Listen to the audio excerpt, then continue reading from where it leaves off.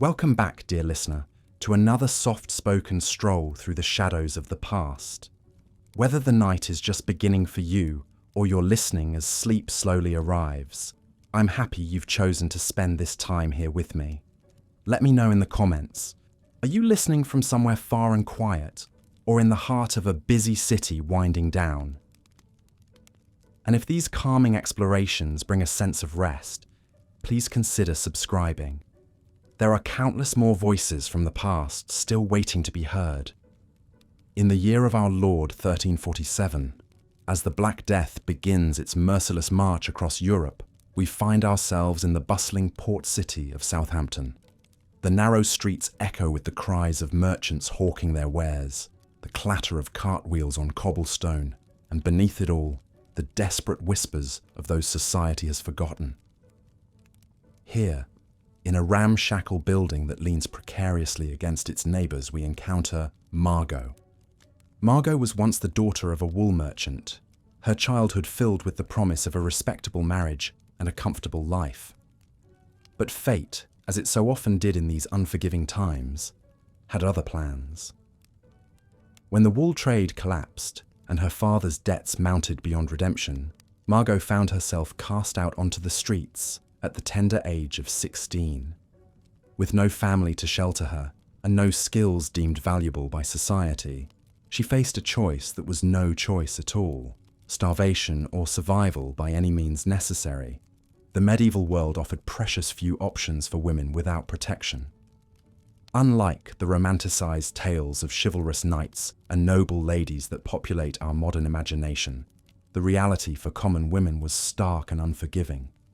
A woman alone was vulnerable to every predator, every scheme, every twist of fortune that could drag her down into the mire of destitution. For Margot, like countless others, the brothel became the last refuge. But this was no sanctuary of comfort or safety. Medieval brothels were establishments born of desperation and maintained through exploitation. They existed in the shadowy margins of society, tolerated by authorities who saw them as a necessary evil to prevent worse crimes, yet despised by the very people who frequented them. The building where Margot now found herself was typical of such establishments.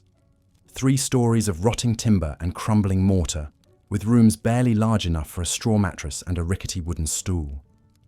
The walls were thin enough that every sound, every cry, every moment of anguish could be heard throughout the structure.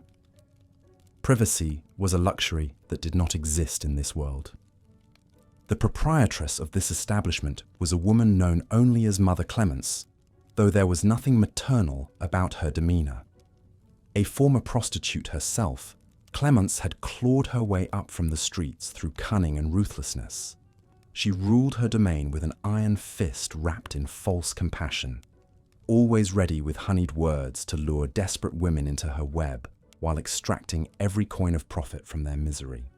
When Margot first arrived at Mother Clemence's door, rain-soaked and hollow-eyed with hunger, she was greeted with what seemed like kindness. A warm meal, dry clothes, and a place to sleep, all offered freely to a girl who had nowhere else to turn. But nothing in this world came without a price, and Margot would soon learn that Mother Clemence's generosity was merely the first link in a chain that would bind her to this place. The debt began immediately. The meal, the clothes, the bed, all were carefully tallied in Mother Clemence's ledger. Then came the costs of staying. Rent for the tiny room, payment for the coarse bread and thin ale that constituted most meals, fees for the services of the local physician when disease inevitably struck. With each passing day, the debt grew larger, and with it, Margot's desperation deepened. This system of debt bondage was the cruel mechanism that trapped women in brothels across medieval Europe. Unlike outright slavery, which was illegal in most Christian lands, this arrangement gave the appearance of voluntary servitude while being equally inescapable. The women technically owed money rather than their persons, but the debt was structured in such a way that it could never be fully repaid. The daily reality of life in Mother Clemence's establishment was a grinding cycle of degradation and survival. Margot's day began before dawn, when she and the other women were roused to begin their preparations. There was no luxury of bathing. Water was expensive and often contaminated, so the women made do with rough cloths and whatever soap could be afforded. Their clothes were the cast-offs of more fortunate women, patched and repatched until they barely held together. The medieval understanding of hygiene was primitive at best, and in the close quarters of a brothel, disease spread with terrifying speed. Margot quickly learned to fear not just the violence of customers, but the invisible killers that lurked in every shadow. The sweating sickness could strike without warning, leaving a woman burning with fever and dead within days. The French pox, as syphilis was known, crept through the establishment like a slow poison, marking its victims with painful sores and eventual madness. But perhaps most dangerous of all were the frequent pregnancies that befell the women. In an age without reliable contraception, pregnancy was an occupational hazard that could spell doom. A pregnant woman could not work, yet her debts continued to accumulate. Those who survived childbirth faced the heartbreaking choice of abandoning their infants to foundling hospitals, where death rates exceeded 90%, or attempting to raise them in the brothel, exposing innocent children to horrors no young mind should witness. Margot watched as women around her succumbed to these various fates. There was Eleanor, barely 14 when she arrived, who died in agony from a botched attempt to rid herself of an unwanted pregnancy. There was Sarah, once a baker's wife, who lost her mind to the French pox and spent her final days speaking to invisible companions before disappearing one winter night. Her body found frozen in an alley come spring. The customers who frequented Mother Clemence's establishment were a cross-section of medieval society's male population, united only in their willingness to exploit the desperate. There were merchants seeking release after long days of haggling, soldiers spending their meager pay on fleeting comfort, apprentices celebrating the completion of their training, and clergymen who spoke of sin on Sunday but indulged in it come Monday. Some customers were merely crude and demanding, treating the women as objects to be used and discarded. Others brought with them a violence that left lasting scars, both physical and mental. The medieval world was brutal in its casual acceptance of violence against women, and in the brothel, this violence was magnified by the understanding that these women had no protectors, no recourse, no voice that society would hear. Margot learned to read the signs, the set of a man's shoulders that suggested barely contained rage, the glassy look in the eyes that spoke of too much drink, the nervous fidgeting that might indicate a man's first time, and the unpredictable behavior that often accompanied such inexperience.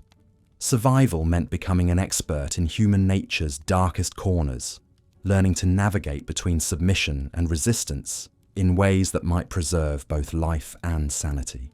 The authorities' relationship with establishments like Mother Clemence's was one of calculated tolerance. Medieval society recognized that prostitution served certain functions. It provided an outlet for male desires that might otherwise be directed toward respectable women. It concentrated vice in controllable areas, and it generated revenue through various forms of taxation and regulation. In many cities, brothels were actually licensed and regulated by municipal authorities. Women were required to register with local officials, submit to periodic inspections by physicians, and pay taxes on their earnings. They were often required to wear distinctive clothing or badges that marked them as prostitutes, ensuring that respectable women would not be mistaken for them. These regulations were presented as protection for both the women and society at large, but in practice, they served mainly to further marginalize and control an already vulnerable population. The inspections were cursory and often corrupt, the taxes were burdensome additions to already crushing debts, and the requirement to wear identifying marks made it impossible for women to escape their circumstances and reintegrate into respectable society. For Margot, the weight of this social stigma was almost as crushing as the physical hardships she endured. Medieval Christianity taught that all souls could be redeemed through repentance, yet society offered no path for a woman who had fallen into prostitution to climb back to respectability. She was marked not just by her circumstances, but by the very knowledge of what she had been forced to become. The Church's attitude toward prostitution was complex and contradictory. While official doctrine condemned the practice as sinful, many theologians argued that brothels served as a necessary evil that prevented worse sins such as adultery or rape. St. Augustine himself had written that removing prostitutes from society would result in chaos, as uncontrolled lust would corrupt everything. This theological justification allowed medieval society to maintain brothels while simultaneously condemning the women who worked in them. The customers were seen as weak but forgivable. Men, after all, were understood to have natural urges that sometimes overcame their better judgment. The women, however, were viewed as temptresses who led men astray, willing participants in their own degradation who deserved whatever fate befell them. As the months passed in Mother Clemenceau's establishment, Margot watched her reflection change in the cracked mirror that hung in her tiny room. The soft curves of youth hardened into sharp angles as inadequate food and constant stress took their toll. Her eyes, once bright with hope, became guarded and calculating. The innocent girl who had arrived seeking shelter was slowly dying, replaced by someone harder, more cynical, but perhaps more capable of survival. The other women in the house became her family of sorts, bound together by shared misery and mutual protection. They looked out for each other when possible, sharing information about dangerous customers, pooling resources to care for the sick, and providing what comfort they could in a world that offered little. These relationships were often the only source of genuine human connection in lives otherwise defined by exploitation and degradation. There was Agnès, a woman of perhaps 30 who had been in the house longer than anyone could remember. She had learned to navigate Mother Clemence's moods and the customers' demands with a skill born of desperate necessity. Agnès took Margot under her wing, teaching her the unspoken rules that governed their existence. Never show fear, even when terrified. Never trust completely, even those who seemed kind. And never ever let hope die completely, for hope was sometimes the only thing that kept them alive. The changing seasons brought different challenges to life in the brothel. Winter was perhaps the cruelest time, when the building's inadequate heating left the women shivering in their thin clothes, when customers became more violent and unpredictable due to the stresses of the season, and when disease spread even more rapidly through the crowded, poorly ventilated rooms. Spring brought relief from the cold, but also the annual influx of travelers and merchants as trade routes reopened. This meant more customers, but also more exposure to diseases carried from distant lands. Summer brought its own miseries. The stench of the city intensified in the heat. The building became stifling, and food spoiled quickly in the absence of proper preservation methods. Autumn was perhaps the most bearable season, when the harvest brought fresh food to the markets, and the cooling weather made life slightly more comfortable. But it also brought the knowledge that winter was coming again, that the cycle of hardship was about to begin anew. Throughout all of this, Margot clung to fragments of her former self.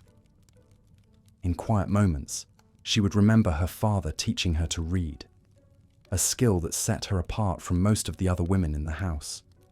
She would recall her mother's voice singing lullabies, the warmth of the family hearth, the security of a life where tomorrow was expected to be much like today.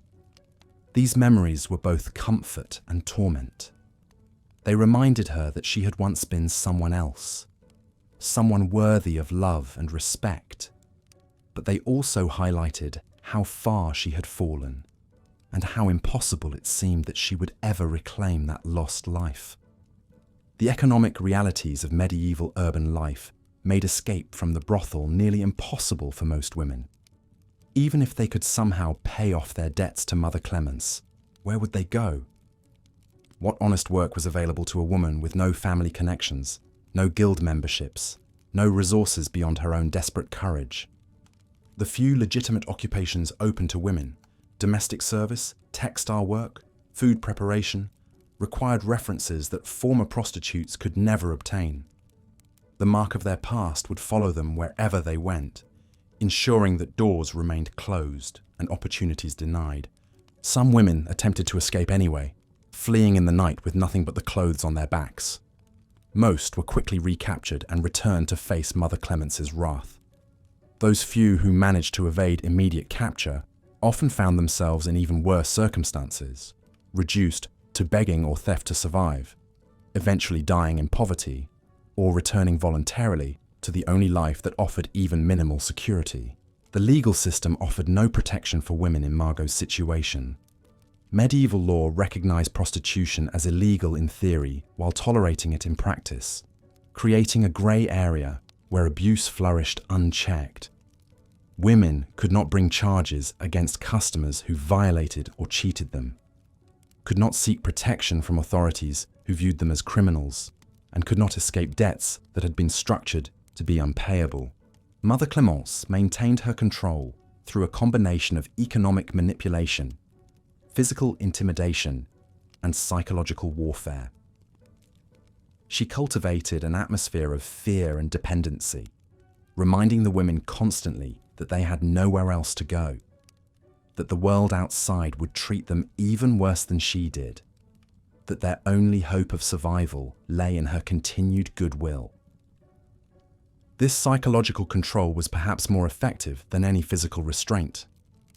The women policed themselves and each other, reporting infractions and suspicious behavior, competing for Mother Clemence's favor in hopes of slightly better treatment or marginally improved conditions. As Margot's first year in the brothel drew to a close, she found herself fundamentally changed by the experience. The innocent girl who had arrived seeking shelter had been replaced by someone harder, more calculating, but also more aware of the world's true nature. She had learned to survive in circumstances that would have destroyed many others, developing reserves of strength she never knew she possessed. But survival came at a cost that could never be fully calculated. The trauma of constant exploitation, the grinding poverty, the social isolation, and the daily confrontation with humanity's worst impulses had left scars that would never fully heal. Even if she somehow managed to escape this life, she would carry these experiences with her forever. The other women in Mother Clemence's house represented the full spectrum of this brutal existence. Some, like Agnes, had found ways to carve out small spaces of dignity and even limited power within the system. Others had been broken by their experiences, retreating into madness or addiction as escape from unbearable reality. A few had managed genuine escapes, marriage to customers who were willing to overlook their past, flight to distant cities where they might start anew, or, in rare cases, accumulation of enough resources to buy their freedom and establish themselves in legitimate trades. These success stories were held up by Mother Clemence as proof that the system worked, that patient endurance would eventually be rewarded, but they were so rare as to be practically mythical. For every woman who escaped, dozens more cycled through the brothel's doors, each bringing her own story of desperation and lost hope. Young girls barely past childhood, abandoned wives with no means of support, widows whose families had cast them out, foreigners fleeing war or persecution, all found their way to Mother Clemence's establishment, and all discovered that whatever hardships had driven them there, worse awaited within. The customers who frequented the brothel brought with them the full range of medieval society's attitudes toward women and sexuality. Some were genuinely kind, treating the women with a respect that was rare in their daily experience. Others were brutal and sadistic, using their economic power to inflict pain and humiliation with impunity.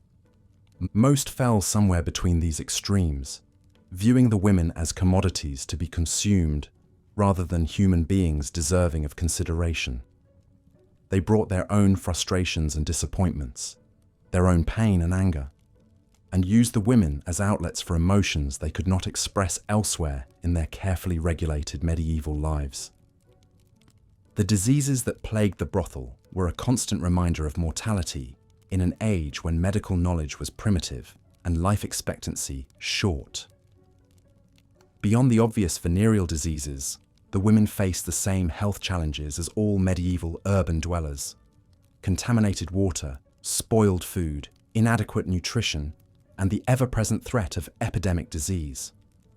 The Black Death, which had already begun its devastating march across Europe, would soon reach Southampton, and when it did, establishments like Mother Clemence's would be particularly vulnerable.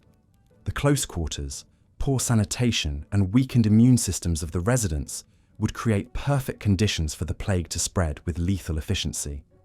But even without the threat of pandemic disease, life in the brothel was a daily confrontation with mortality. Violence, botched medical procedures, suicides, and simple exhaustion claimed women regularly. Bodies were disposed of quietly, often in unmarked graves, or simply dumped in the river, as if these women had never existed at all. The psychological toll of this existence was perhaps even more devastating than the physical hardships. The constant dehumanization, the daily reminders of powerlessness, the systematic destruction of self-worth, these created wounds that ran deeper than any physical injury.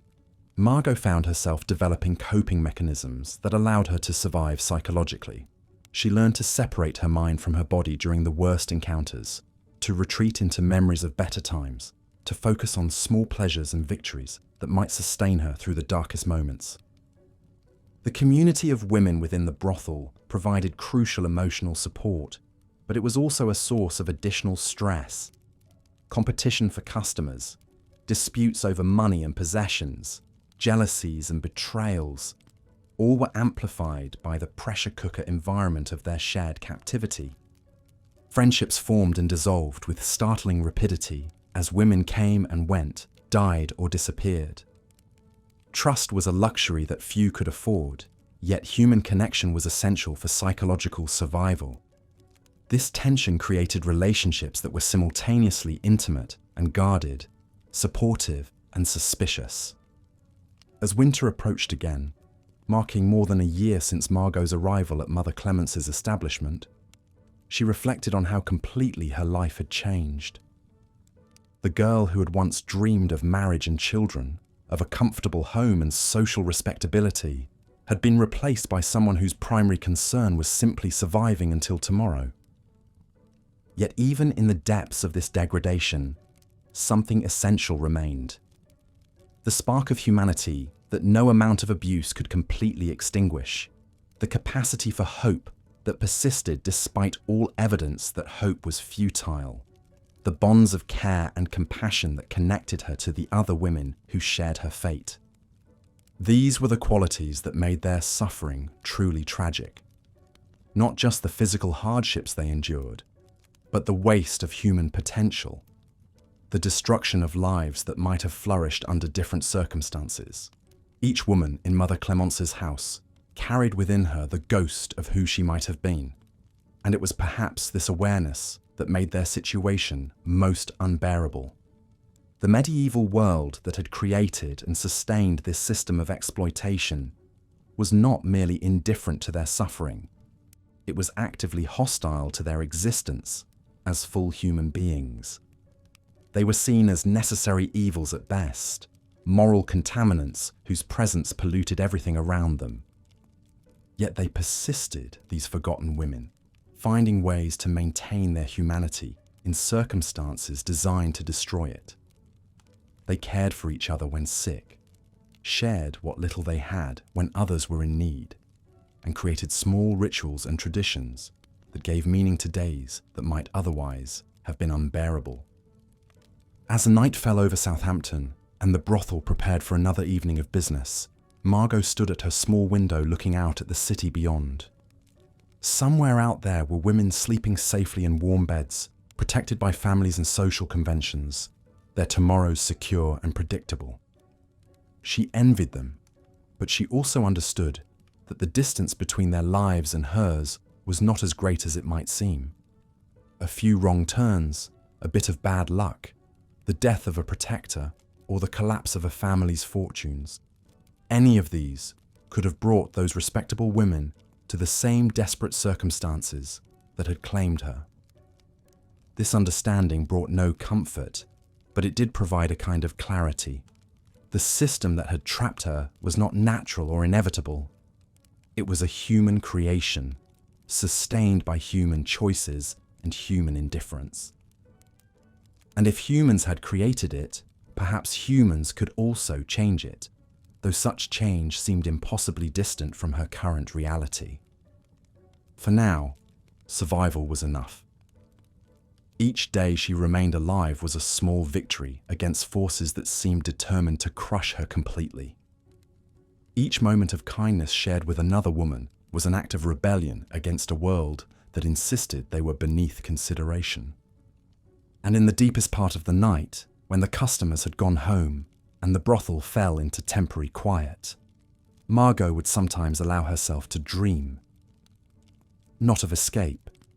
That seemed too impossible to contemplate. But of small improvements, tiny changes that might make tomorrow slightly more bearable than today. These dreams were modest beyond imagining. A day without violence, a customer who treated her with basic human decency, a moment of genuine laughter shared with another woman, a night of sleep uninterrupted by nightmares. In a life stripped of almost everything, these fragments of hope were precious beyond measure. The candle in her room burned low, casting dancing shadows on the walls as Margot prepared for sleep. Tomorrow would bring new challenges, new degradations, new tests of her ability to endure. But tonight, for this brief moment, she was still herself, still Margot, daughter of a wool merchant, still capable of thought and feeling and hope. In the morning, the brutal cycle would begin again. But for now, in the gathering darkness of a medieval night, she held on to the one thing that no amount of suffering could completely destroy, the irreducible core of human dignity that made her more than the sum of her circumstances, more than the role that society had forced upon her. This was the reality of life as a brothel woman in medieval times. Not just the physical hardships and social degradation, but the daily struggle to maintain one's humanity in the face of systematic dehumanization. It was a battle fought not with swords or shields, but with small acts of kindness, moments of connection, and the stubborn refusal to let despair have the final word. As we close this first chapter of Margot's story, we leave her in that small room, candle burning low, dreams and nightmares warring in her mind. Her journey through this brutal world has only just begun, and the trials ahead will test every reserve of strength and courage she possesses. But she endures, as countless women like her endured, carrying within themselves the seeds of a dignity that no amount of suffering could completely destroy. Looking at your summary and the reference materials, I can see you need part 2 of your brutal life as a brothel woman in medieval times that continues from where part 1 left off. Based on the established tone and content, here's the continuation. The stench hit you first. Always the stench. A nauseating cocktail of unwashed bodies, stale ale, and human waste that clung to your clothes and hair like a curse you couldn't escape. Even now, months after arriving at the brothel, your stomach still churned when that familiar miasma filled your nostrils each morning. But there was no time to dwell on discomfort. The day had already begun, and with it came the endless parade of men who saw you as nothing more than a vessel for their desires. Each knock on your door brought another stranger, another violation, another coin that would barely keep you alive, but never buy your freedom. The brothel keeper, a corpulent woman named Agatha, whose smile never reached her cold eyes, made her morning rounds with the precision of a tax collector. She counted every coin, examined every bruise, and noted every complaint from customers with the detached efficiency of someone who had long ago abandoned any pretense of humanity. "You're looking peaked again, girl," she would say, her thick fingers pinching your chin with surprising strength. "Can't have you scaring off the paying customers with that sour face. Remember, they're not just buying your body. They're buying the fantasy that you enjoy it." The fantasy. That cruel deception that you learned to perform with the skill of a court jester, painting smiles over tears and moans of pleasure over cries of pain. Your survival depended on this performance, this elaborate charade that convinced men they were lovers rather than purchasers, that you were willing rather than trapped. But the physical degradation was only the beginning of your torment. The constant fear of pregnancy haunted every encounter, knowing that bearing a child in this place would doom both mother and infant to even greater suffering. The crude methods of prevention, bitter herbs that made you violently ill, dangerous procedures performed by women with dirty hands and dubious knowledge, often proved worse than useless. When pregnancy did occur, as it inevitably did for most women in the brothel, the choices were uniformly grim. Some attempted to end the pregnancy through violent means, risking death from infection or blood loss. Others carried to term, only to watch their children sold into slavery or abandoned to the streets. A precious few managed to convince a customer to claim the child as his own, though this rarely led to any improvement in the mother's circumstances.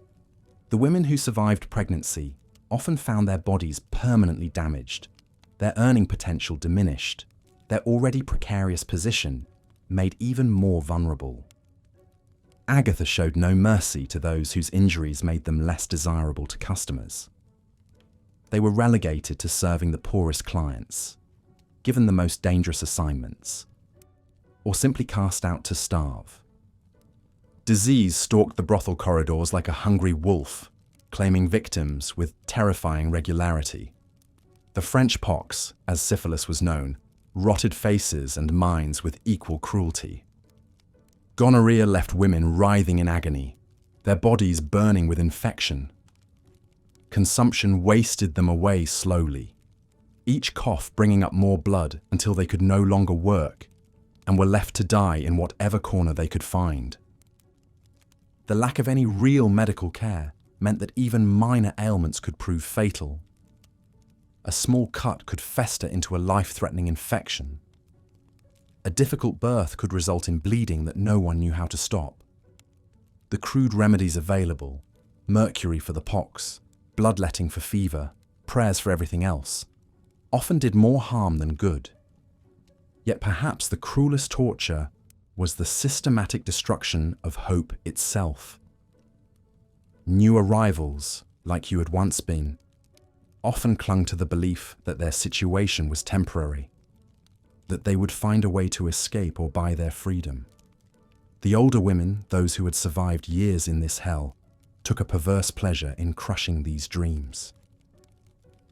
"You think you're different," they would whisper with bitter laughter. "You think your story will end differently than ours. But look around you, girl. Look at what we've all become. This is your future, written in scars and shame."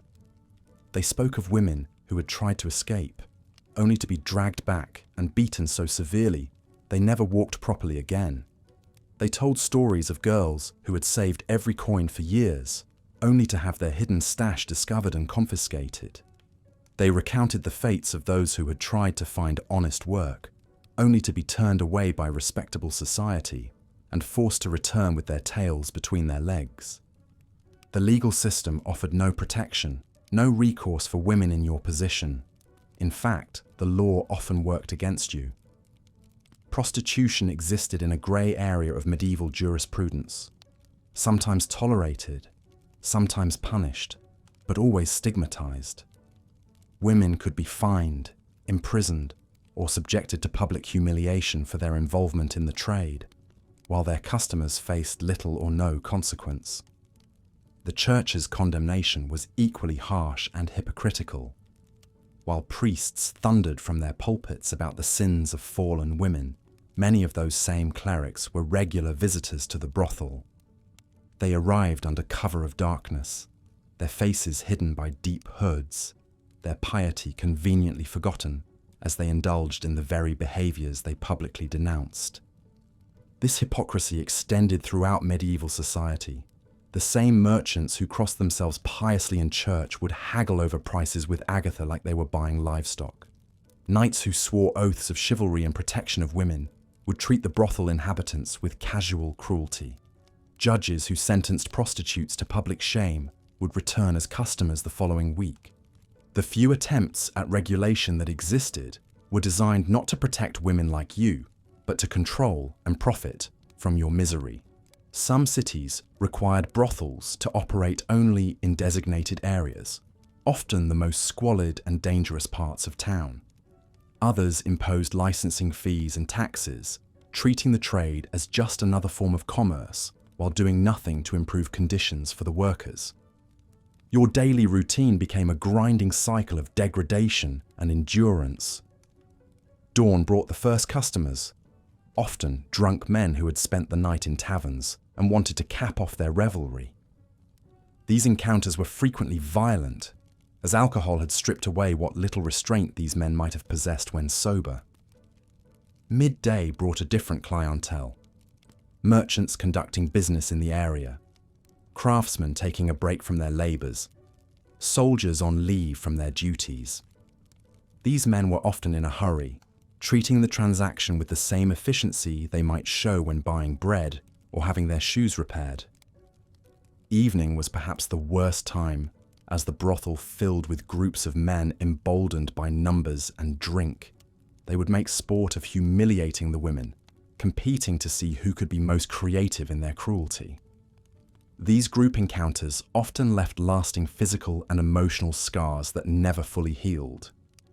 The economic reality of your situation was designed to ensure permanent servitude. Every meal, every piece of clothing, every candle used in your room was charged against your supposed earnings. The interest on your original debt compounded daily, growing faster than you could ever hope to pay it down. Agatha kept meticulous records of these mounting obligations, ensuring that no woman could ever claim to have worked off what she owed. Even the coins you earned were subject to countless deductions. A percentage went to Agatha for room and board.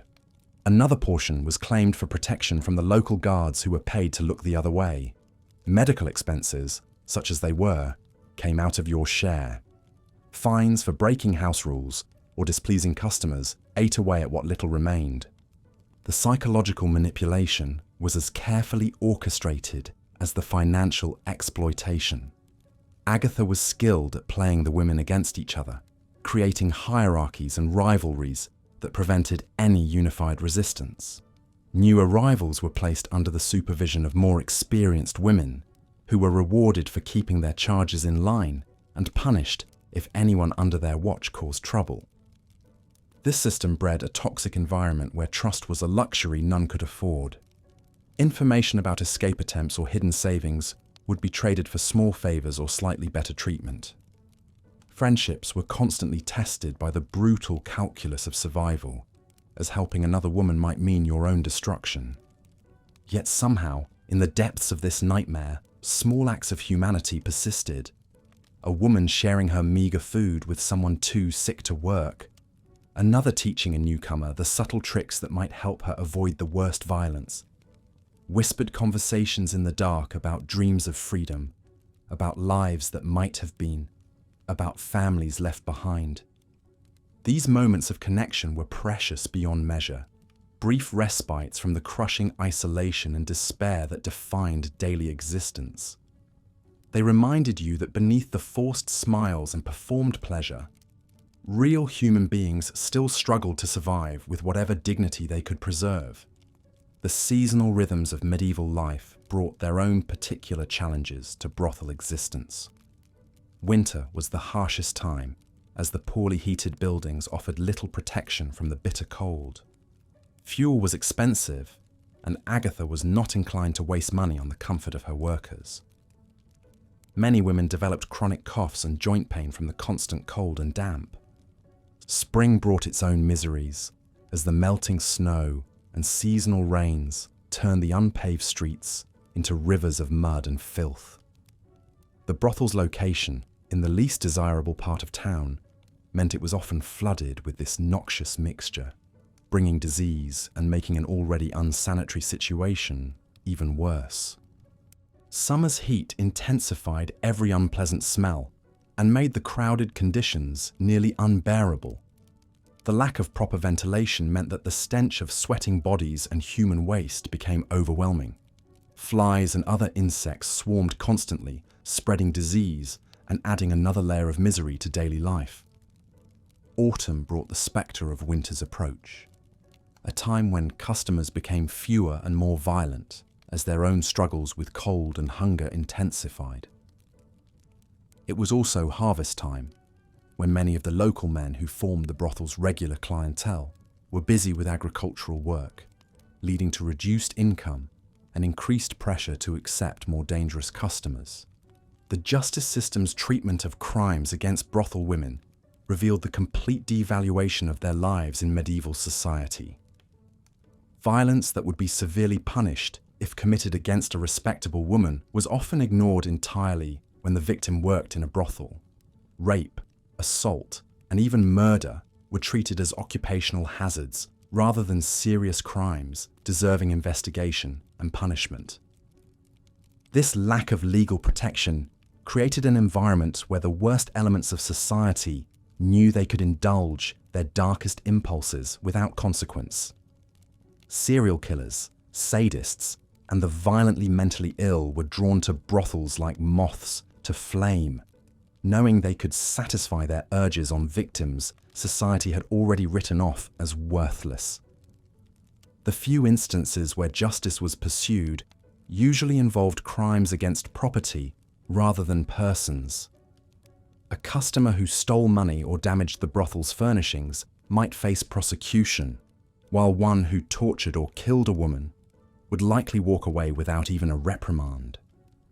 This systematic dehumanization was reinforced by the language used to describe women in your situation. Legal documents referred to prostitutes as common women or women of ill fame, terms that stripped away individual identity and reduced complex human beings to their supposed moral failings.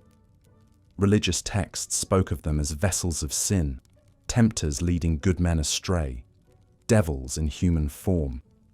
The economic structure of medieval society made your predicament almost inevitable for women without family protection or independent means of support.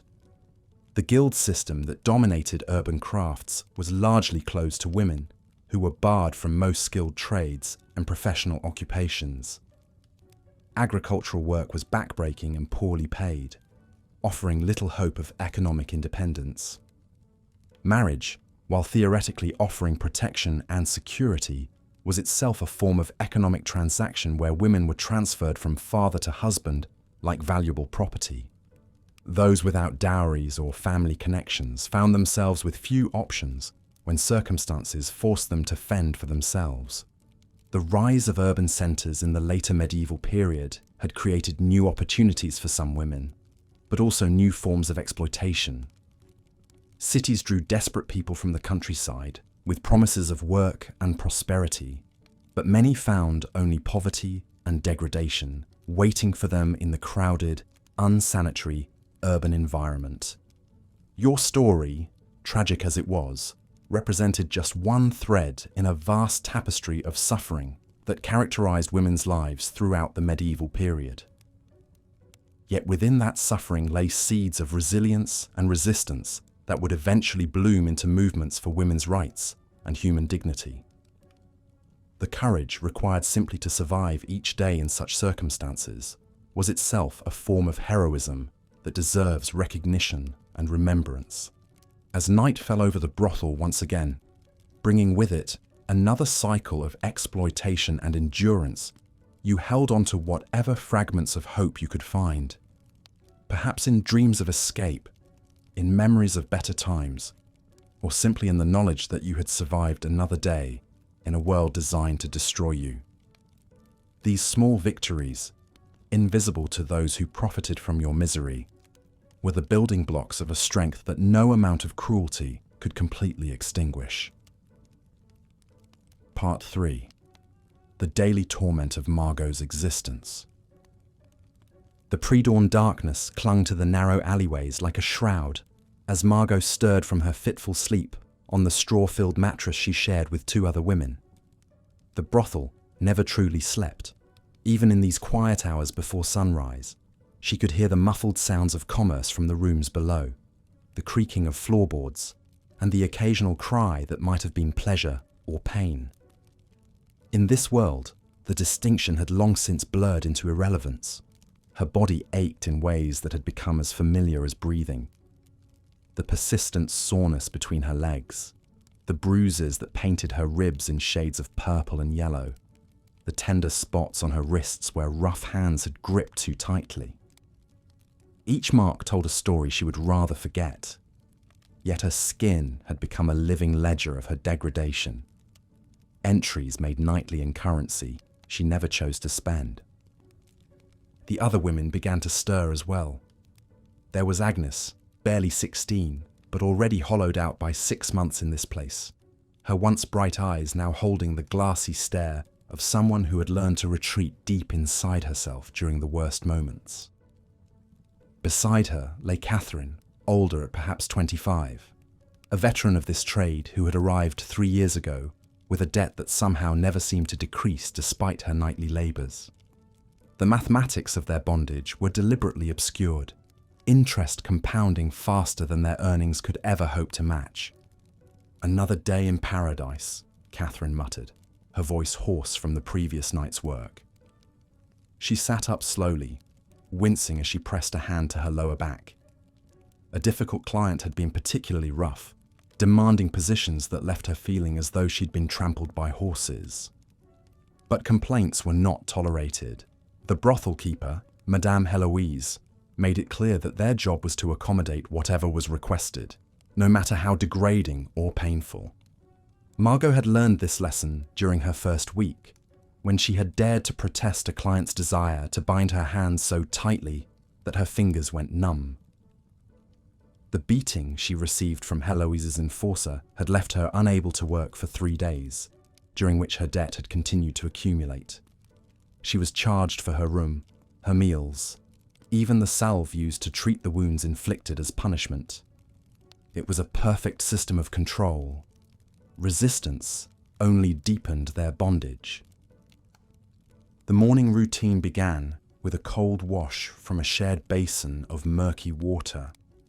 Privacy was another luxury stripped away. They bathed together, tended to each other's wounds, and examined themselves for signs of the diseases that stalked these establishments like hungry wolves. A rash here, an unusual discharge there, a persistent cough that might herald something far worse. These were the constant fears that haunted their waking hours. Margot ran her fingers along her throat, checking for the swollen glands that might indicate the onset of the sweating sickness. Several women had disappeared from the brothel in recent months, supposedly sent away to recover, but everyone knew the truth. Disease was bad for business, and sick women were simply discarded like spoiled meat. The lucky ones died quickly. Others lingered in whatever hovel would take them, slowly wasting away as their bodies betrayed them one organ at a time. The breakfast, if it could be called that, consisted of thin gruel made from scraps and water, occasionally enriched with a bit of fat or a fragment of vegetables past their prime. The portions were deliberately meagre. Hunger kept them compliant, desperate enough to endure anything for the promise of an extra crust of bread or a small coin they might keep for themselves. Margot had learned to eat slowly, to savour even this inadequate meal, for there was no guarantee when the next would come. As she ate, she listened to the other women share intelligence about the previous night's clients. This information was crucial for survival. Which men were violent, which had peculiar demands, which might be generous with extra payment if properly pleased. They spoke in the coded language of their profession, references that would be meaningless to outsiders, but carried vital information for those who depended on such knowledge to navigate each night's dangers. "The merchant with the silver rings was back," whispered Agnes, touching a fresh bruise on her cheek. "He's getting worse. Last night he—" She trailed off, unable to finish the sentence, but the look in her eyes conveyed enough. They all knew which merchant she meant, a well-respected trader who maintained a respectable facade in daylight, but revealed his true nature in the brothel's shadows. The irony was not lost on any of them. The very men who might publicly condemn their profession, who attended church services and spoke of virtue and morality, were often their most regular clients. Priests, merchants, nobles, craftsmen, all came seeking the services that society simultaneously demanded and despised. The women who provided these services bore the weight of this hypocrisy, branded as sinners while servicing the supposed righteous. Catherine shared news of a different sort. "I heard from one of the girls at the Blue Swan that they're planning to raise their rates. Madame Heloise won't like being undercut." This was ominous news. When brothels competed, it was the women who suffered. Rates might be raised to match competitors, but their share remained the same, while their debt somehow found new ways to expand. Or worse, they might be forced to offer services they had previously refused in order to attract clients willing to pay premium prices. The morning also brought the daily reckoning with Madame Heloise herself. This woman, perhaps 50 years old with hard eyes and a mouth that seemed incapable of genuine warmth, maintained iron control over every aspect of their lives. She moved through the brothel like a general inspecting troops, noting which women looked tired, which bore too many visible marks, which might need to be temporarily removed from service to heal. Margot stood for inspection along with the others, arms at her sides as Eloise examined her like livestock at market. The woman's cold fingers tilted Margot's chin to check for new bruises, pulled back her lips to examine her teeth, ran hands along her body to assess her condition. It was a violation in itself, this clinical assessment of her worth as a commodity, but resistance was not an option. "You're looking thin," Eloise observed, her voice carrying the tone of someone noting a problem with a piece of equipment. "Eat more. The clients prefer women with some flesh on their bones." As if Margot had any control over the meager rations provided, as if the constant stress and frequent illnesses didn't naturally waste away their bodies regardless of their desires. The evaluation continued with questions about the previous night's work. How many clients, any problems, any special requests that might command higher fees? Margot answered in the flat, emotionless tone she had perfected. Enthusiasm was not expected, merely compliance and basic competence. She reported that one client had paid extra for her to pretend to be his deceased wife, complete with using the dead woman's name during their encounter. Such requests were not uncommon. The brothel served as a repository for men's darkest fantasies and most shameful desires. Heloise made notes in her ledger, the same book that tracked their debts and earnings. Margot glimpsed her own entry, a column of numbers that somehow never seemed to decrease despite her nightly labor. The cost of her room, her food, her clothing, the percentage taken by the house, the mysterious fees that appeared without explanation, the mathematics of exploitation, carefully maintained to ensure that freedom remained forever out of reach. The day hours brought a different kind of torment. The waiting. While some clients preferred afternoon visits, most of their business occurred after darkness fell. This left long hours to fill, time that stretched endlessly when filled with nothing but anticipation of the night's degradations. Some women slept, exhausted from their nocturnal labors, but Margot often found sleep elusive during daylight hours. Instead, she would sit by the small window in their shared room, watching the normal world go about its business beyond the brothel's walls. She saw merchants setting up their stalls, Housewives haggling over prices, children playing in the streets. All the ordinary activities of people whose bodies belong to themselves. It was a form of torture, this glimpse of the life she had lost, yet she could not stop herself from looking. Sometimes she would see women her own age, dressed in clean clothes and walking freely through the streets. She wondered what their lives were like, whether they appreciated their freedom or took it for granted as she once had. Did they know how easily it could all be stripped away? How quickly circumstances could reduce a person to a commodity to be bought and sold? The afternoon brought preparations for the evening's work. This involved elaborate rituals of beautification designed to create the illusion that they were something other than what they truly were. Margot would carefully apply the cosmetics that Heloise provided. Rouge for her cheeks and lips, kohl for her eyes, perfumed oils to mask the sense of fear and desperation that seemed to cling to her skin. The clothing was equally calculated. Dresses cut low to display their bodies, fabrics chosen more for their ability to be quickly removed than for comfort or warmth. Everything was designed to present them as objects of desire rather than human beings with their own thoughts and feelings. The transformation was both necessary for business and deeply dehumanizing. Each night, they were required to bury their true selves beneath this elaborate disguise. As evening approached, the atmosphere in the brothel would shift. The languid pace of afternoon gave way to tense preparation. Clients would begin arriving as the sun set, and the women would take their positions in the main room downstairs. This common area served as a marketplace where men could survey their options, examining the available women like buyers at a horse fair. Margot had learned to school her expression during these displays, to appear welcoming without seeming desperate, available without appearing too eager. The balance was delicate. Men wanted to feel desired, but they also wanted to maintain the fiction that they were in complete control. Too much enthusiasm might suggest insincerity, while too little might imply reluctance that could dampen their ardor. The clients themselves were a study in human complexity and contradiction. There were the regulars who developed preferences for particular women, returning week after week to enact the same rituals of dominance and submission.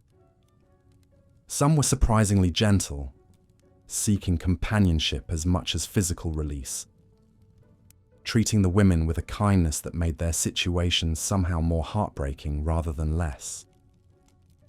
Others were cruel by nature or design, men who seemed to take particular pleasure in the power dynamic that the brothel provided. These clients would make deliberate efforts to humiliate and degrade, as if the simple transaction of money for services was insufficient to satisfy their need for dominance.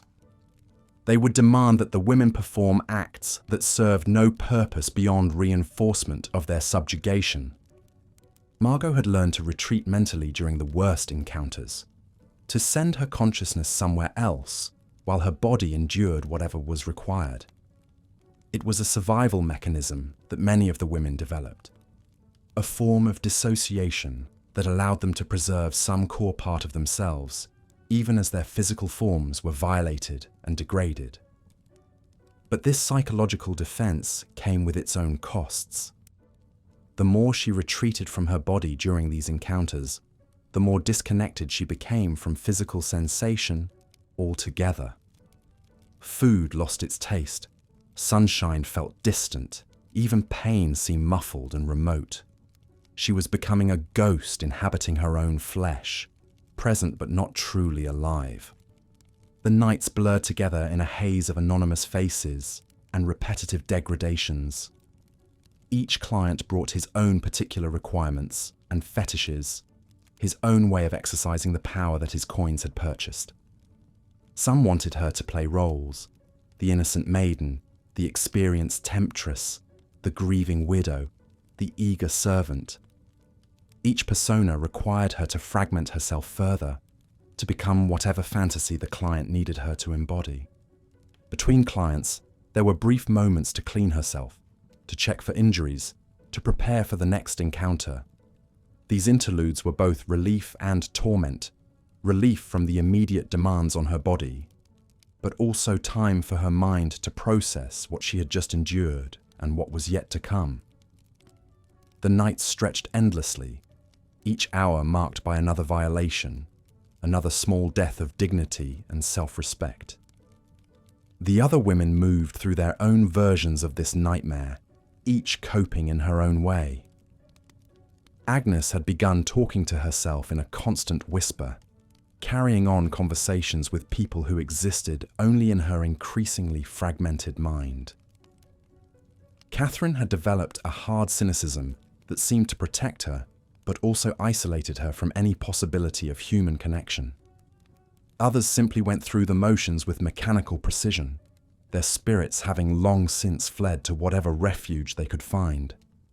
Dawn brought temporary reprieve, but also the crushing realization that it would all begin again the next night, and the night after that. And every night thereafter, until disease, violence, or sheer exhaustion finally provided the only escape that seemed possible. The future stretched ahead like an endless tunnel, dark and airless, offering no glimpse of light or hope. Yet even in this abyss, small acts of humanity persisted. The women cared for each other when they could, sharing remedies for injuries, offering comfort during the worst moments, creating tiny islands of compassion in an ocean of cruelty. These gestures were acts of rebellion against a system designed to strip away their humanity, proof that even in the depths of degradation, the human spirit could find ways to assert its presence. Margot treasured these moments of connection, hoarding them like precious gems against the poverty of her existence. A gentle touch from Catherine when she was injured, a shared joke with Agnes during a rare moment of levity, the simple act of braiding another woman's hair. These small intimacies reminded her that she was still human, still capable of both giving and receiving kindness. But such moments were fleeting, overwhelmed by the relentless machinery of exploitation that ground them down day after day. The brothel was a perfect system of control, designed to extract maximum profit from human misery, while maintaining the illusion that the women were there by choice.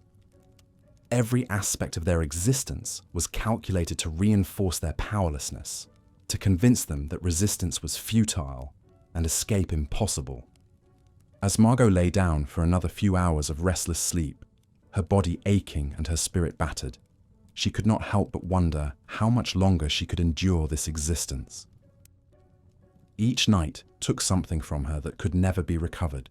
Each violation carved away another piece of the person she had once been. She was being consumed slowly, methodically, like a candle burning down to nothing. Yet somewhere deep inside, a tiny flame of defiance still flickered. Perhaps it was nothing more than the biological imperative to survive, but it felt like something more. A stubborn refusal to be completely erased, a determination to remain human despite all efforts to reduce her to a mere object. This flame was all she had left of herself, and she guarded it jealously against the forces that sought to extinguish it forever. The medieval world offered no safety net for women like Margot, no social services or charitable organizations designed to help them escape their circumstances. The church, which might have been expected to offer sanctuary, was often complicit in their exploitation, taking its share of the profits while publicly condemning the very industry it helped sustain. The legal system provided no protection for women who existed outside the bounds of respectable society, and the economic structures of the time made it virtually impossible for them to accumulate the resources necessary for escape. This was the brutal reality of Margot's existence, trapped in a system designed to exploit her completely, while offering no legitimate path to freedom. Each day brought the same cycle of degradation and survival. Each night the same parade of men who saw her not as a human being, but as a receptacle for their desires and a target for their aggression. In this world, women like Margot were disposable commodities, used until they were broken and then discarded without ceremony or regret. Yet she endured, as countless women before her had endured, finding ways to preserve some essential part of herself even in the face of systematic dehumanization. Her story was one of thousands, each a testament to the resilience of the human spirit, even under the most crushing circumstances. In remembering her suffering, we honor not only her memory, but the memories of all those who faced similar fates in a world that offered them no mercy and no escape from the brutal mathematics of survival. Part 4. The Descent into Desperation. The first pale rays of dawn crept through the narrow window slats of the brothel, casting sickly shadows across Margot's bruised face. 3 months had passed since she'd first stepped through these cursed doors, and each day had chipped away another piece of her soul. What had begun as desperate survival had transformed into something far more sinister. A systematic destruction of everything she had once been. The autumn air carried the stench of the nearby tannery, mixing with the perpetual odours of unwashed bodies, cheap wine, and the acrid smoke from poorly maintained oil lamps. Margot pulled her threadbare shawl tighter around her shoulders, feeling the familiar ache in her ribs where a particularly violent customer had kicked her the night before. The pain had become as constant as breathing, a dull reminder of her new reality. "Up, you worthless sow!" Madame Heloise's voice cut through the morning gloom like a rusty blade. The older woman stood in the doorway, her face a map of cruelty etched by years of managing human misery. "Lord Aldrich's son will be arriving within the hour, and he specifically requested you. Clean yourself up and try not to look like you've been trampled by horses." Margot struggled to her feet, ignoring the shooting pain that ran down her left leg. A drunken merchant had twisted it badly 2 nights prior, and it hadn't healed properly. Nothing healed properly in this place. The constant dampness, the poor food, and the relentless physical abuse had left her body in a state of perpetual breakdown. She limped toward the cracked basin in the corner, where a thin layer of ice had formed over the dirty water. The cold bit into her skin as she splashed her face, washing away the dried blood from her split lip. In the warped reflection of the water's surface, she barely recognized the hollow-eyed creature staring back at her. Her once lustrous dark hair had grown thin and brittle, her cheeks sunken from malnutrition, her eyes vacant pools that had seen too much. The sound of retching came from the next room, where Lisette was experiencing her usual morning sickness. The girl was perhaps 4 months along now, her belly beginning to show beneath her worn kirtle. Madame Heloise had been furious when she'd discovered the pregnancy, beating Lisette so severely that the girl couldn't work for 3 days. But pregnancy meant lost income, and lost income meant punishment for everyone. "At least when the babe comes, we'll know what to do with it," Heloise had sneered. And Margot shuddered to think what fate awaited Lisette's unborn child. She'd heard whispers of infants sold to beggars, who would deliberately maim them to make their pleas for charity more pitiful or worse, of babies who simply disappeared into the night, never to be spoken of again. The heavy footsteps on the stairs announced the arrival of young Lord Aldrich. Margot's stomach clenched with familiar dread. The nobleman's son was barely 18, with the cruel appetites of youth and the protection of his father's title. He delighted in causing pain, and his visits always left Margot injured in new and creative ways. She'd learned to hide the worst of the damage, knowing that visible wounds would only earn her further beatings from Madame Heloise. "Smile, you miserable wretch," Heloise hissed, shoving Margot toward the door. "And remember, 1 word of complaint to anyone, and I'll have Claude take you to the cellar. You know what happens in the cellar." Margot did know. She'd seen Marie dragged down there 3 weeks ago after she dared to refuse a customer who wanted to brand her with a hot iron. When Marie finally emerged 2 days later, she was different, broken in a way that went beyond the physical. She barely spoke now, moving through her days like a walking corpse, her spirit completely shattered. The cellar was Madame Eloise's ultimate weapon of control. It was where the most brutal punishments were carried out, where women were tortured until they begged for death, where the last vestiges of hope were systematically destroyed. The very mention of it was enough to ensure compliance from even the most defiant girls.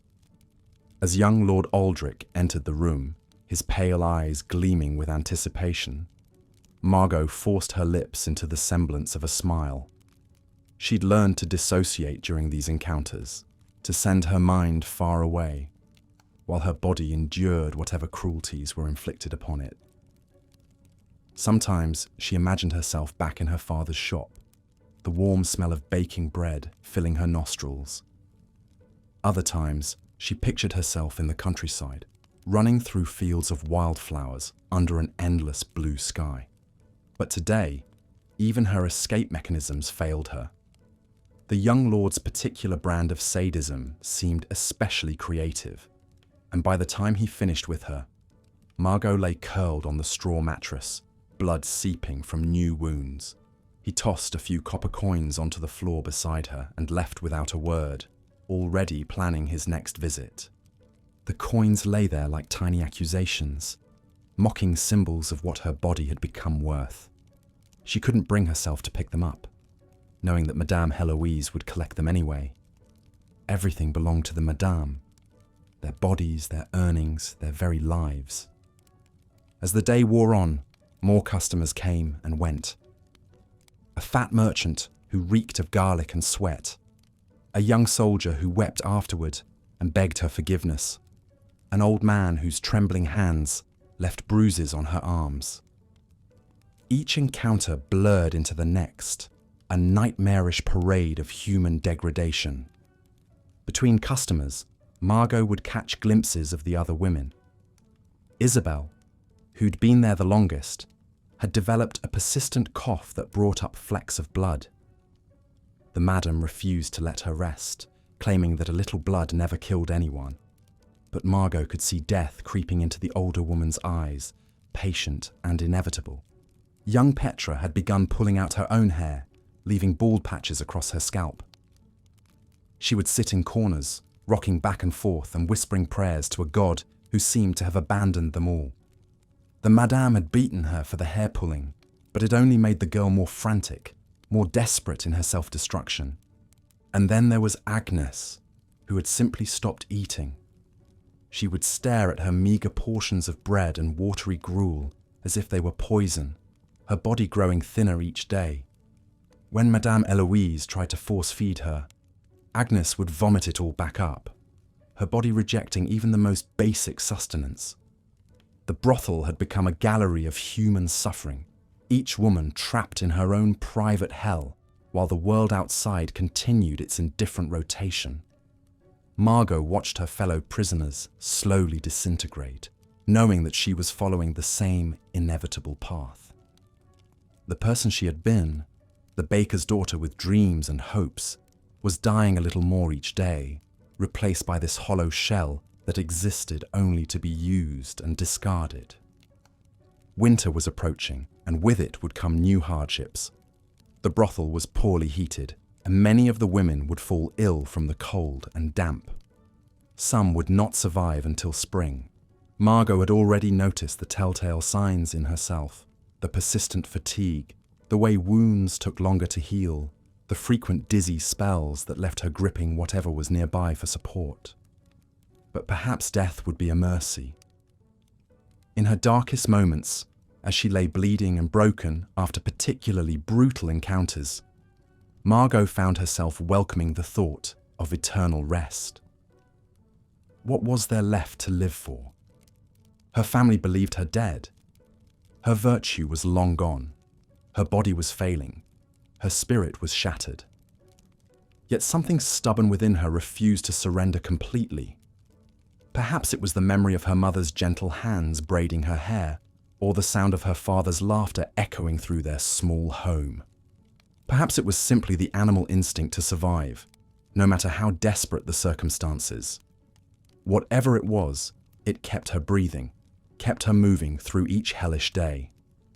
The other women felt it too, this refusal to be completely broken, In stolen moments between customers, they would share small kindnesses, a scrap of bread saved from their meager meals, a gentle touch to ease someone's pain, whispered words of comfort in the darkness.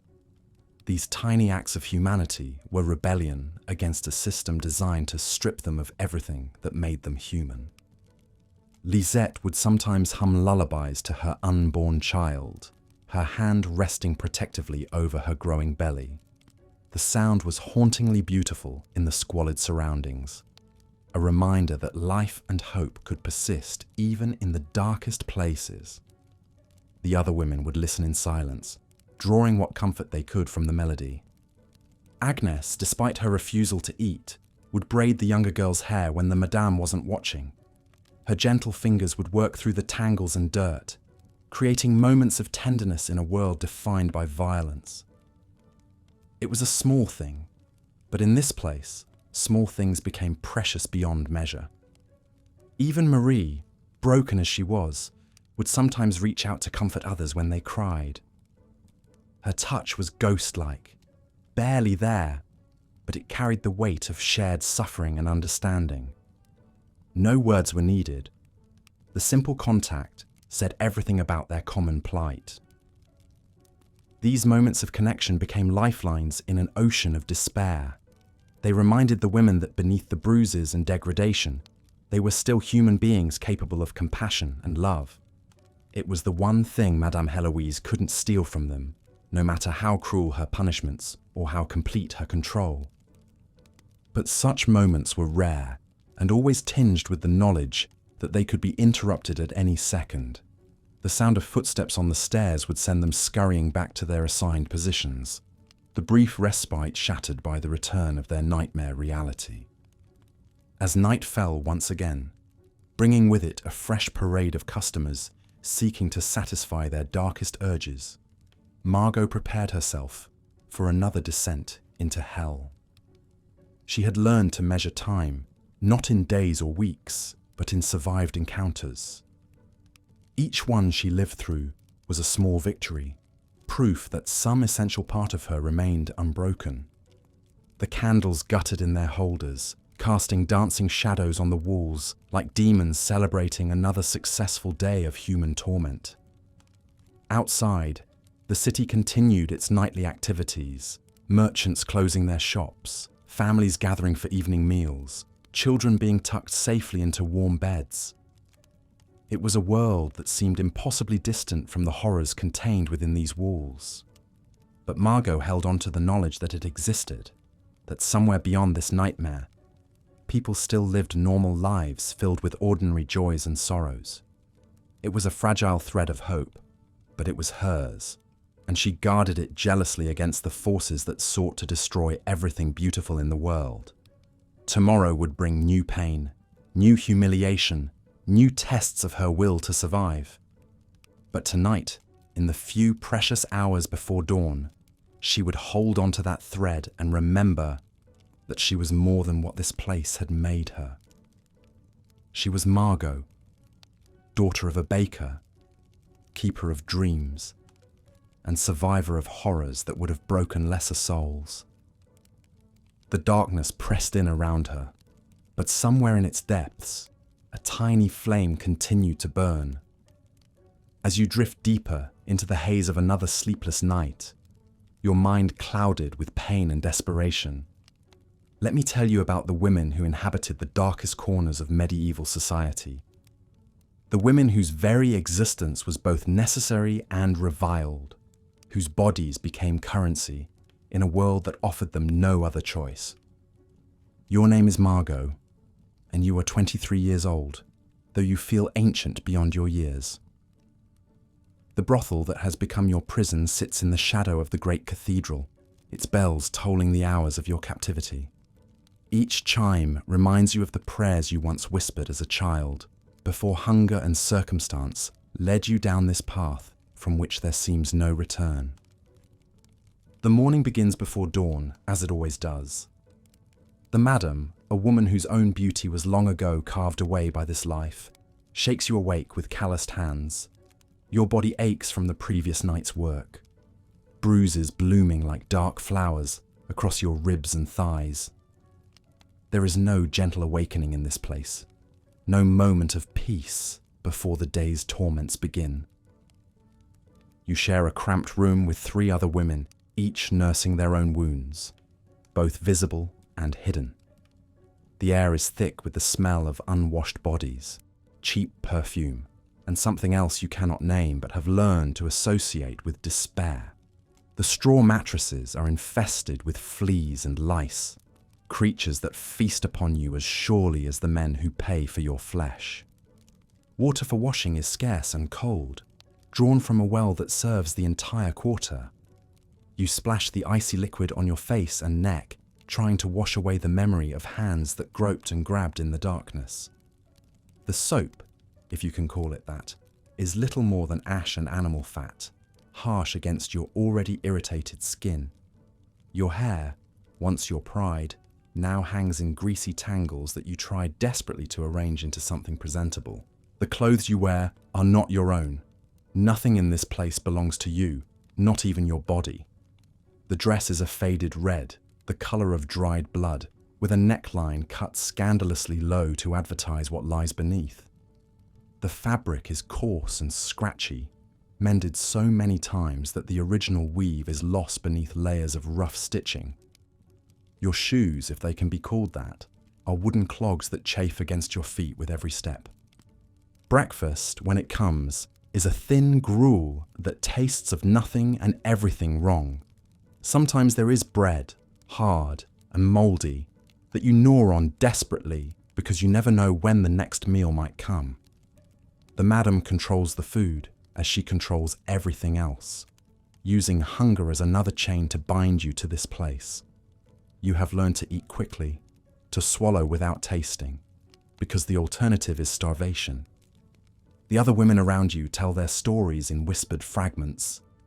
There is Elena, barely 16, sold by her own father to pay his gambling debts. Her eyes still hold traces of the shock that comes with such betrayal, though the light in them dims a little more each day.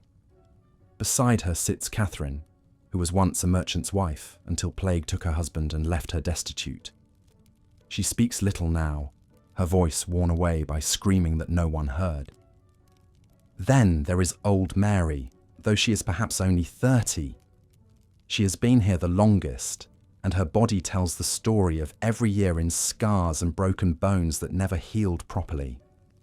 She has become something of a mother to the younger girls, teaching them which customers to fear most, which ones might show a moment's kindness, and how to survive when survival seems impossible. The brothel itself is a maze of narrow corridors and small windowless rooms. The walls are thin, and you can hear everything that happens in the neighbouring chambers. The sounds that seep through the wood are not of pleasure, but of pain, fear, and resignation. Sometimes you hear weeping that goes on for hours. Sometimes you hear nothing at all, and that silence is somehow worse. Your first customer arrives before the sun has fully risen. He is a merchant, fat and sweating, who reeks of ale and onions. His hands are rough and dirty, his breath hot against your face as he pants and grunts above you. You have learned to detach your mind from your body during these encounters, to float somewhere above the scene and watch as if it were happening to someone else. But sometimes the pain is too sharp, too immediate to escape. Sometimes the customer is violent, taking pleasure not just in your body, but in your suffering. The madam warns you never to cry out, never to resist, because that only makes them pay less and hurt you more. So you bite your tongue until you taste blood and pray for it to end quickly. Between customers, you are expected to clean yourself as best you can with the limited water provided. There is no privacy for this, no dignity in any part of your existence.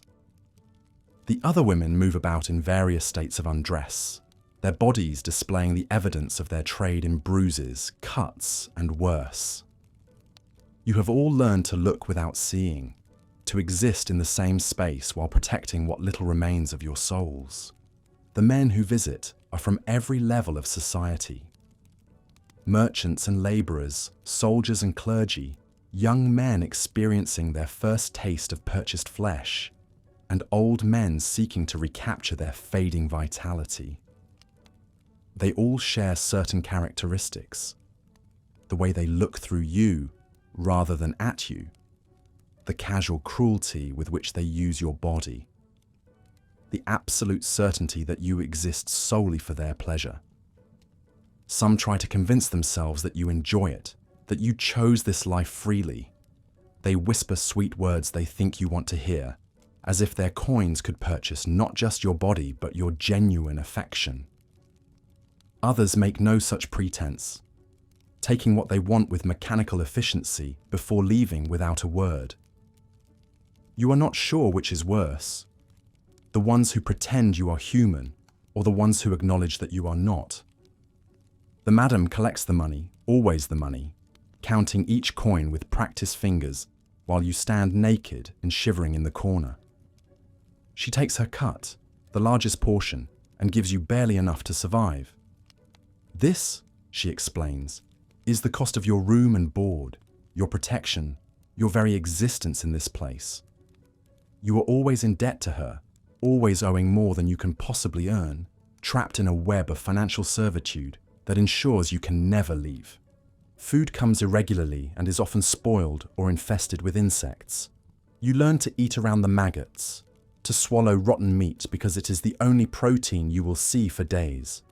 Your body grows thin and weak, your monthly bleeding stops, and strange rashes appear on your skin. There is no physician for women like you, no care for your health beyond ensuring you can still perform your duties. Disease is a constant spectre haunting the brothel. Some of the women develop mysterious sores that weep constantly. Others begin coughing blood or suffer from fevers that leave them delirious for days. The French disease, as some call it, spreads through the brothel like wildfire, leaving its victims scarred and eventually mad. You watch women you have come to care for waste away, their bodies betraying them in the most horrible ways, and you know that this could be your fate as well. The authorities, when they come, are not there to help. The city watch occasionally raids the brothel, not out of moral concern, but to collect bribes and select women for their own use. The church condemns your existence while its priests slip through the back door under cover of darkness. The law considers you less than human, with no rights and no protections. If a customer kills you, it is barely worth investigating. You are property, and damaged property at that. Sleep, when it comes, is fitful and haunted. You dream of your childhood, of the small village where you were born, of the mother who died when you were 12 and left you vulnerable to the world's cruelties. You dream of the man who promised to marry you, who took your virginity and then disappeared with your family's savings. You dream of the choices that led you here, each one seeming reasonable at the time, each one closing another door until only this one remained open. But even in this hell, there are moments of unexpected humanity. Elena shares her meager bread with you when you are too sick to earn. Catherine teaches you how to make your face look less bruised with a mixture of ash and pig fat.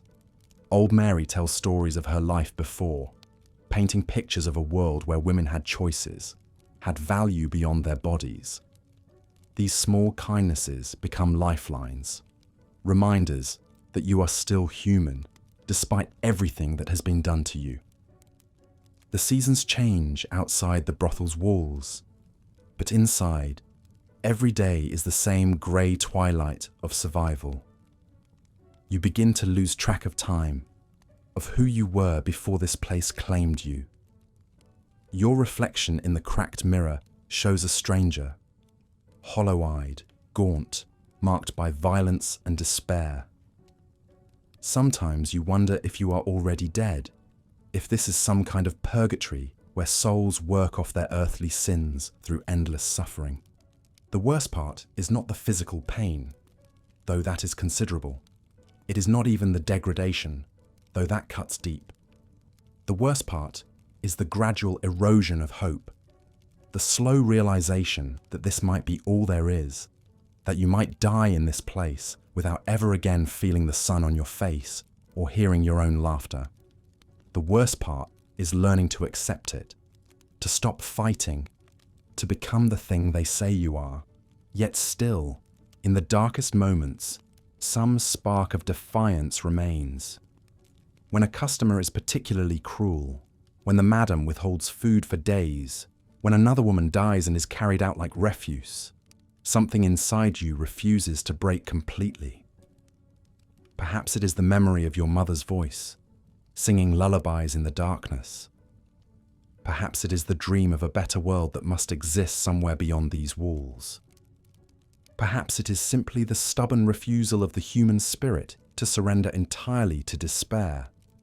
And so you endure, one day at a time, one customer at a time, one small act of kindness from a fellow sufferer at a time. You survive because survival is all you have left, because somewhere in the depths of your soul, you still believe that you are more than what they have made you. You are Margot, and though your body has been sold, your spirit remains, battered but unbroken, waiting for dawn in a place where dawn never seems to come. In the medieval world, women like Margot existed in the shadows of society. Their lives a testament to the brutal realities of a time when survival often came at the cost of everything else. Their stories, largely unrecorded by history, speak to the resilience of the human spirit, even in the face of unimaginable cruelty. As you drift off to sleep, remember that even in the darkest places, humanity persists, love endures, and hope, however faint, continues to flicker in the darkness. Looking at your previous work and the reference materials, here's part 6 of your medieval brothel script. The nights were perhaps the cruelest hours of all. When the last patron stumbled out into the darkness and the brothel keeper finally locked the heavy wooden door, Margot would collapse onto her straw mattress, her body aching from the evening's brutal encounters. The silence that followed was both a blessing and a curse, for in those quiet moments, the memories she worked so desperately to suppress would come flooding back like water through a broken dam. She would remember her mother's face, worn and weathered from years of backbreaking labour in the fields. She would recall the small cottage where she had spent her childhood, with its dirt floor and thatched roof that leaked when the rains came heavy. Those had been hard times, certainly, but they were times when she still belonged to herself, when her body was her own and her future, however uncertain, was hers to shape. The path that led her to this place had been paved with desperation and impossible choices. When the harvest failed 3 summers running and her father took ill with a fever that would not break, the family had faced a stark reality. There was no money for food, no coin for medicine, and winter was approaching with the inevitability of death itself. The local Lord Steward had come collecting taxes with armed men at his back, and when her father could not pay, they had seized what little the family possessed. It was then that the brothel keeper had appeared, a woman whose painted face could not quite hide the hardness in her eyes. She spoke in honeyed tones of opportunity, of a chance for a young woman to earn enough coin to save her family from starvation. The work, she claimed, was not so different from what wives did for their husbands, except that here, a woman could be compensated for her efforts. The promises were wrapped in silk, but the reality, as Margot had learned all too quickly, was fashioned from iron and thorns. The other women in the brothel each carried their own stories of how they had arrived at this wretched place. There was Elena, barely 16, who had been sold by her own uncle when her parents died of the sweating sickness. Her eyes held a vacant quality, as if her soul had retreated so far inward that it might never find its way back to the surface. She spoke little, moving through her days like a ghost haunting the scenes of her own destruction.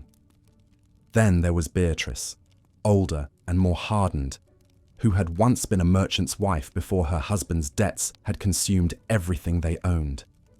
She had tried to maintain some dignity in those early days, speaking of her former life with a pride that gradually eroded under the weight of countless humiliations. Now she laughed too loudly at the crude jokes of their patrons and drank herself into oblivion whenever she could afford the ale. Agnes was perhaps the most tragic of all, for she had come to this place willingly, believing herself in love with a young man who had promised to marry her once he had earned enough coin through trading. She had given herself to him freely, only to discover that he had been selling her favors to other men all along. When she confronted him, he had beaten her senseless and sold her outright to the brothel keeper. She still spoke his name sometimes in her sleep, and Margot wondered if she dreamed of killing him or of winning him back. The women formed an unlikely sisterhood, bound together by their shared degradation and their mutual understanding of what it meant to survive in a world that saw them as nothing more than vessels for men's desires. They shared what little food they could hide from the brothel keeper's grasping hands, tended each other's wounds when the patrons grew too rough, and offered what comfort they could when the weight of their existence became too much to bear alone. On the worst nights, when a patron had been particularly violent, or when disease threatened to spread through their ranks like wildfire, they would huddle together and whisper stories of escape. They spoke of distant cities where women could disappear and start anew, of convents that might accept even fallen women seeking redemption, of wealthy merchants who might take a woman as a mistress and treat her with some measure of kindness. But these were fairy tales told in the darkness, stories meant to ease the passage into sleep rather than plans that could ever see the light of day. The reality was that they were trapped as surely as if they wore shackles of iron. The brothel keeper watched them constantly, and her network of informants throughout the city meant that any woman who tried to flee would be quickly returned. The few who had attempted escape and been caught served as grim reminders to the others, their faces bearing the permanent marks of their punishment. The church, which might have offered sanctuary to other desperate souls, held no refuge for women like them. The priests who sometimes visited the brothel spoke of sin and damnation, but their presence there suggested a hypocrisy that made their words ring hollow. Society had declared them irredeemably fallen, and there was no path back to respectability once a woman had been branded with the mark of the whore. The legal system offered no protection either.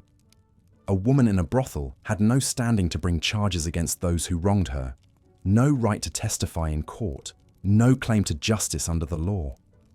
They existed in a shadow realm, neither fully human nor entirely expendable, useful only so long as their bodies could generate coin for those who owned them.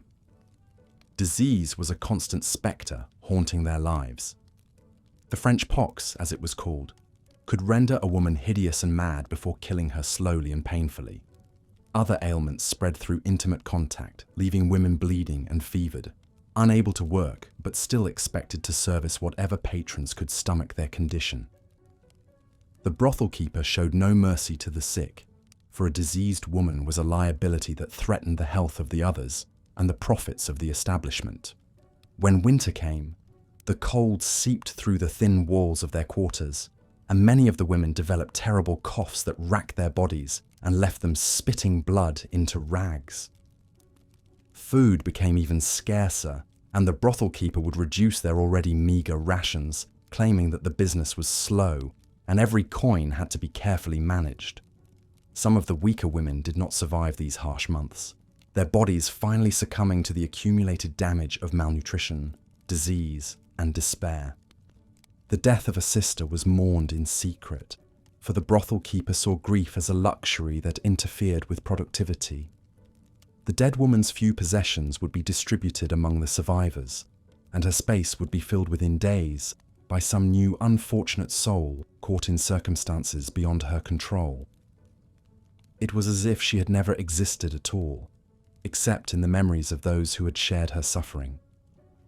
Yet even in this place of darkness, moments of unexpected humanity would sometimes break through like sunlight piercing storm clouds. A patron might show unexpected gentleness, speaking kindly, or leaving an extra coin without being asked. One of the women might share a cherished memory from her former life, reminding the others that they had once been daughters and sisters, beloved by someone who saw them as more than mere flesh for sale. These moments were precious beyond measure, for they reminded the women that beneath the painted faces and practiced smiles, their essential humanity endured. They were more than the sum of the violence done to them, more than the degradation they were forced to endure, more than the despair that threatened to consume them entirely. Margot clung to these fragments of light with desperate intensity, for she understood that to surrender them would be to lose herself completely. In the darkest hours before dawn, when the brothel was silent and still, she would close her eyes and remember the sound of her mother's voice singing while she worked, the feeling of sun on her face as she walked through fields of grain, the taste of fresh bread on feast days when the harvest had been good. These memories were all she had left of the person she had once been, and she guarded them fiercely against the forces that sought to strip away every last vestige of her former self. They were the ember of hope that refused to be extinguished, the proof that somewhere beneath the layers of pain and humiliation, Margot endured. In the brothel's twisted hierarchy, survival often depended on one's ability to navigate the complex web of alliances and enmities that developed among both the women and their keepers. The brothel keeper herself was a woman of middle years who had once walked the same path as those she now controlled. Her rise to power had come through a combination of cunning, ruthlessness, and the favor of wealthy patrons who found her services indispensable.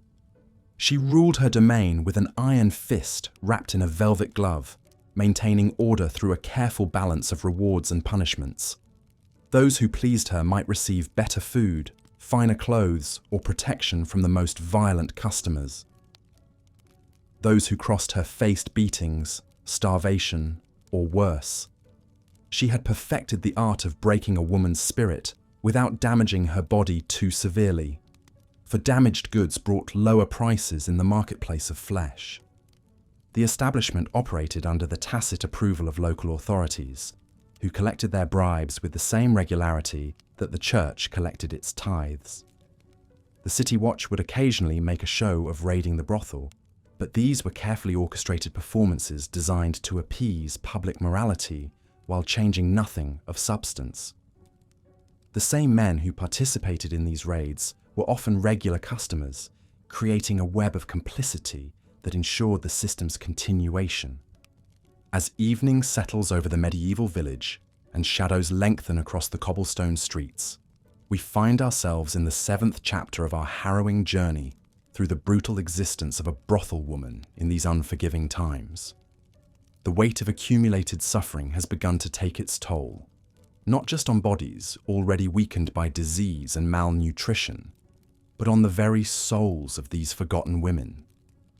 By now, the endless cycle of degradation has worn deep grooves in the psyche of every woman trapped within these walls. The initial shock of their circumstances has given way to something far more insidious, a creeping numbness that threatens to extinguish whatever spark of humanity remains. For Margot and her sisters in suffering, survival has become an exercise in dissociation, a daily practice of separating mind from body, spirit from flesh. The brothel keeper, Henri, has perfected his system of control through a carefully orchestrated campaign of psychological manipulation. He understands that broken spirits are more profitable than rebellious ones. Each morning brings new humiliations designed not just to service clients, but to reinforce the women's sense of worthlessness.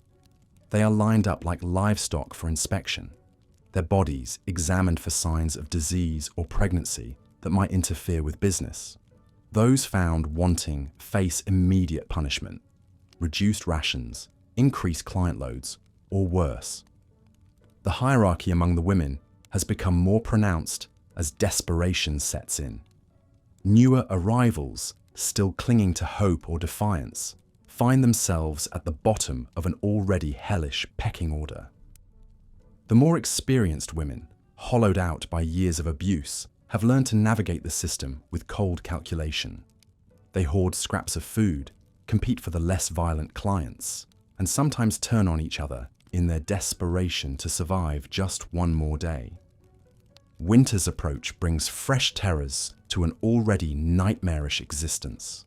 The brothel's inadequate heating means the women huddle together for warmth, their breath visible in the frigid air. Clients become more aggressive, as if the season's darkness gives them license to unleash their worst impulses. The lack of fresh food means scurvy and other diseases spread rapidly through the cramped quarters, leaving the women's bodies even more vulnerable to the constant assault they endure. Medical care, what little exists, is reserved for those who can still generate profit. A woman too sick to service clients becomes a liability to be discarded. Margot has watched friends disappear into the night, their bodies too broken to continue, their fates sealed by Henri's cold arithmetic. The local physician, when he bothers to visit at all, treats the women like diseased animals, showing neither compassion nor professional interest in their well-being. The psychological torment extends beyond the brothel's walls. These women have become pariahs in their own community, shunned by former neighbors and family members who view them as contaminated beyond redemption. The church, which should offer sanctuary and forgiveness, instead preaches that they are vessels of sin, deserving of their fate. Even sympathetic souls dare not show kindness publicly, lest they be associated with such fallen women. Sleep, when it comes, offers no respite. Nightmares plague their rest, replaying the day's horrors or conjuring even worse scenarios. Some women have developed a 1,000-yard stare, their minds retreating so far from reality that they function like automatons, going through the motions of existence while their consciousness floats somewhere beyond reach of pain. The bonds between the women have evolved into something both beautiful and tragic. In quiet moments between clients, they share whispered stories of their former lives, creating a collective memory of who they once were. They tend each other's wounds with torn scraps of cloth, share precious drops of clean water, and sometimes simply hold each other while tears fall silently in the darkness. These moments of tenderness are acts of rebellion against a system designed to strip away their humanity. Food has become both sustenance and weapon in Henri's arsenal of control. Meals are deliberately inadequate: thin gruel, mouldy bread, and water that tastes of sewage. Women who please clients might receive an extra crust. Those who resist face days without food. The constant hunger weakens their bodies, but also their will to fight. Some have resorted to eating scraps left by clients or begging kitchen staff for table scraps, further eroding their dignity. The seasonal changes mark time's passage in this place, where days blend into an endless nightmare. Summer brought stifling heat and the stench of unwashed bodies in close quarters, while autumn's chill reminded them of the harsh winter ahead.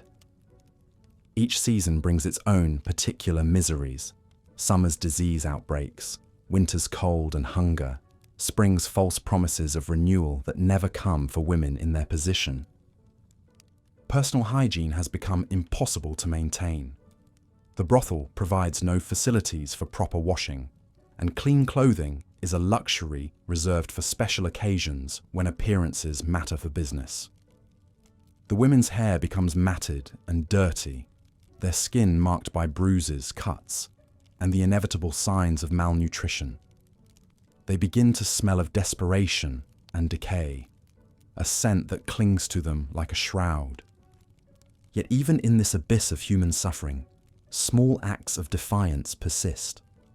A woman might hide a coin to buy bread for a sick friend. Another might deliberately displease a particularly cruel client, accepting punishment to deny him satisfaction. These tiny rebellions cost them dearly, but preserve some fragment of their self-respect, proving that the human spirit can endure even under the most crushing circumstances. The arrival of new women has become a source of both hope and despair for the veterans.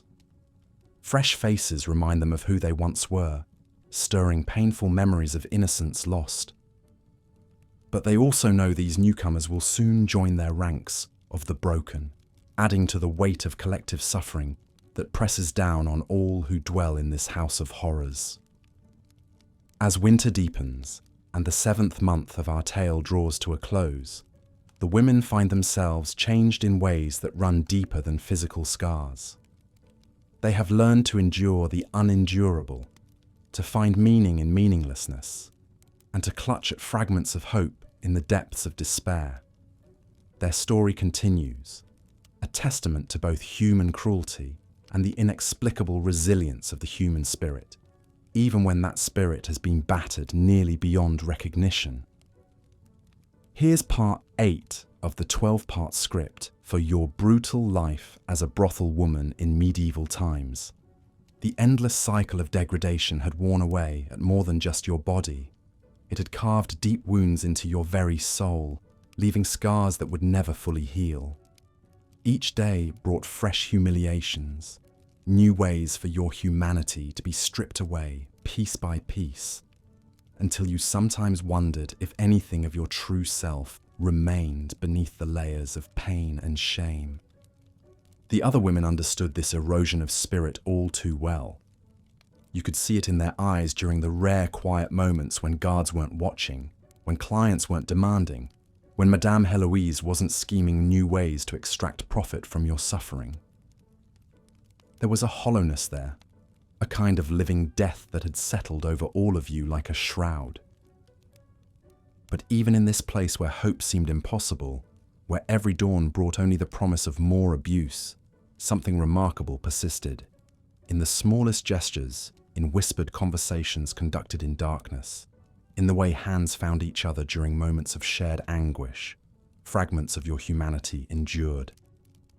Marie, despite her own constant torment, would sometimes save a crust of bread when food was scarce, pressing it into the hands of whoever seemed weakest that day. Agnes, whose spirit had been so thoroughly broken by years of violence, still found ways to offer comfort with a gentle touch or a soft word when the nightmares came. Even Isabel, hardened by survival and suspicious of everyone, would position herself between the younger girls and the most violent clients when she could manage it without drawing attention. These acts of kindness were dangerous. They risked punishment if discovered, and they required energy that none of you could spare. Yet they happened anyway, small rebellions against a system designed to strip away every trace of compassion and connection. In a world that treated you as less than human, you stubbornly insisted on treating each other as something more. The nights were often the worst times, when the establishment hummed with activity and your bodies were put to use in ways that left you feeling disconnected from yourself. But sometimes, in the deepest hours before dawn, when the last client had stumbled away and exhaustion finally granted a brief respite, you would find yourselves huddled together in whatever corner offered the most shelter from prying eyes. In these stolen moments, voices would emerge from the darkness. Someone might hum a half-remembered lullaby from childhood, the melody floating through the stale air like a ghost of innocence lost. Another might whisper fragments of prayers learned long ago, before life had taught her that God either didn't exist or didn't care about girls like you. Sometimes there were stories, carefully edited tales of life before this place, memories polished smooth by countless retellings until only the beautiful parts remained. These gatherings were never planned and never acknowledged in daylight. They simply happened, drawn together by a need deeper than hunger or thirst.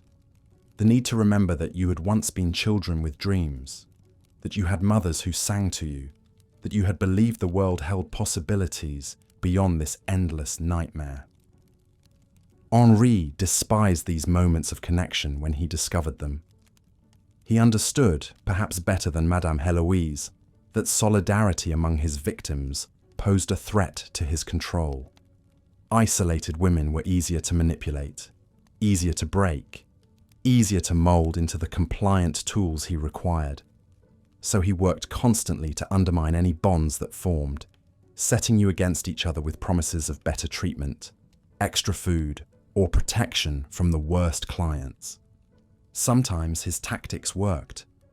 Desperation could make anyone betray a friend for the promise of one night's peace. But more often than you might expect, the bonds held. When Claudette was caught stealing bread and faced a brutal beating, the rest of you found ways to share your own meager rations so she could recover her strength. When young Marguerite first arrived, terrified and crying for her mother, it was the collective warmth of the other women that helped her survive those first horrible weeks. The church, which should have offered comfort and sanctuary, instead served as another source of torment. Priests would occasionally visit the establishment, ostensibly to offer spiritual guidance, but often seeking the same services as any other client. Their hypocrisy was particularly cruel, preaching about sin and redemption while participating in your exploitation. You learned to navigate their visits with the same careful attention you gave to any dangerous client. Some genuinely seemed to believe they were saving your souls, even as they violated your bodies. Others dispensed harsh judgments about your moral failings while conveniently ignoring their own. A few used their religious authority to demand even more degrading acts, claiming it was God's will that you submit to their desires. The contradiction was maddening. You were simultaneously told that your suffering was punishment for your sins, and that your very existence was an affront to divine order. There was no path to redemption offered, no genuine hope for forgiveness or escape. You were trapped in a theological prison as confining as the physical walls that held you. Yet even here, in the face of such spiritual cruelty, some of you found ways to maintain a connection to something greater than your circumstances. Perhaps it wasn't the God of the priests who visited your beds, but something quieter, more personal. A presence felt in the moments when pain became so intense it transcended the physical, when suffering reached a point where it almost became sacred. This wasn't the organized religion of grand cathedrals and wealthy clergy, but something more primitive and immediate. It lived in the way you held each other during the worst moments, in the fierce protectiveness that emerged when one of your sisters was threatened, in the stubborn refusal to let your captors destroy every trace of love and compassion. The seasons changed outside your prison, marking the passage of time in ways that the endless repetition of your days made difficult to track. Spring would bring news of festivals and celebrations in the world beyond. Summer carried the sounds of harvest and prosperity.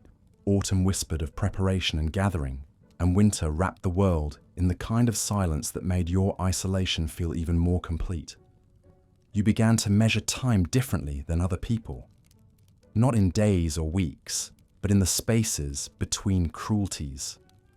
The brief calm after a violent client left, the temporary respite when illness kept you confined to your bed, the precious minutes when distraction allowed your mind to wander to memories of freedom. Some women counted their survival in years, marking anniversaries of their arrival with grim determination. Others refused to acknowledge the passage of time at all, living entirely in the present moment because the past was too painful and the future too hopeless to contemplate. A few created elaborate fantasies about escape, spinning detailed stories about the lives they would build if they ever found freedom. These coping mechanisms weren't signs of madness, though madness certainly claimed some victims.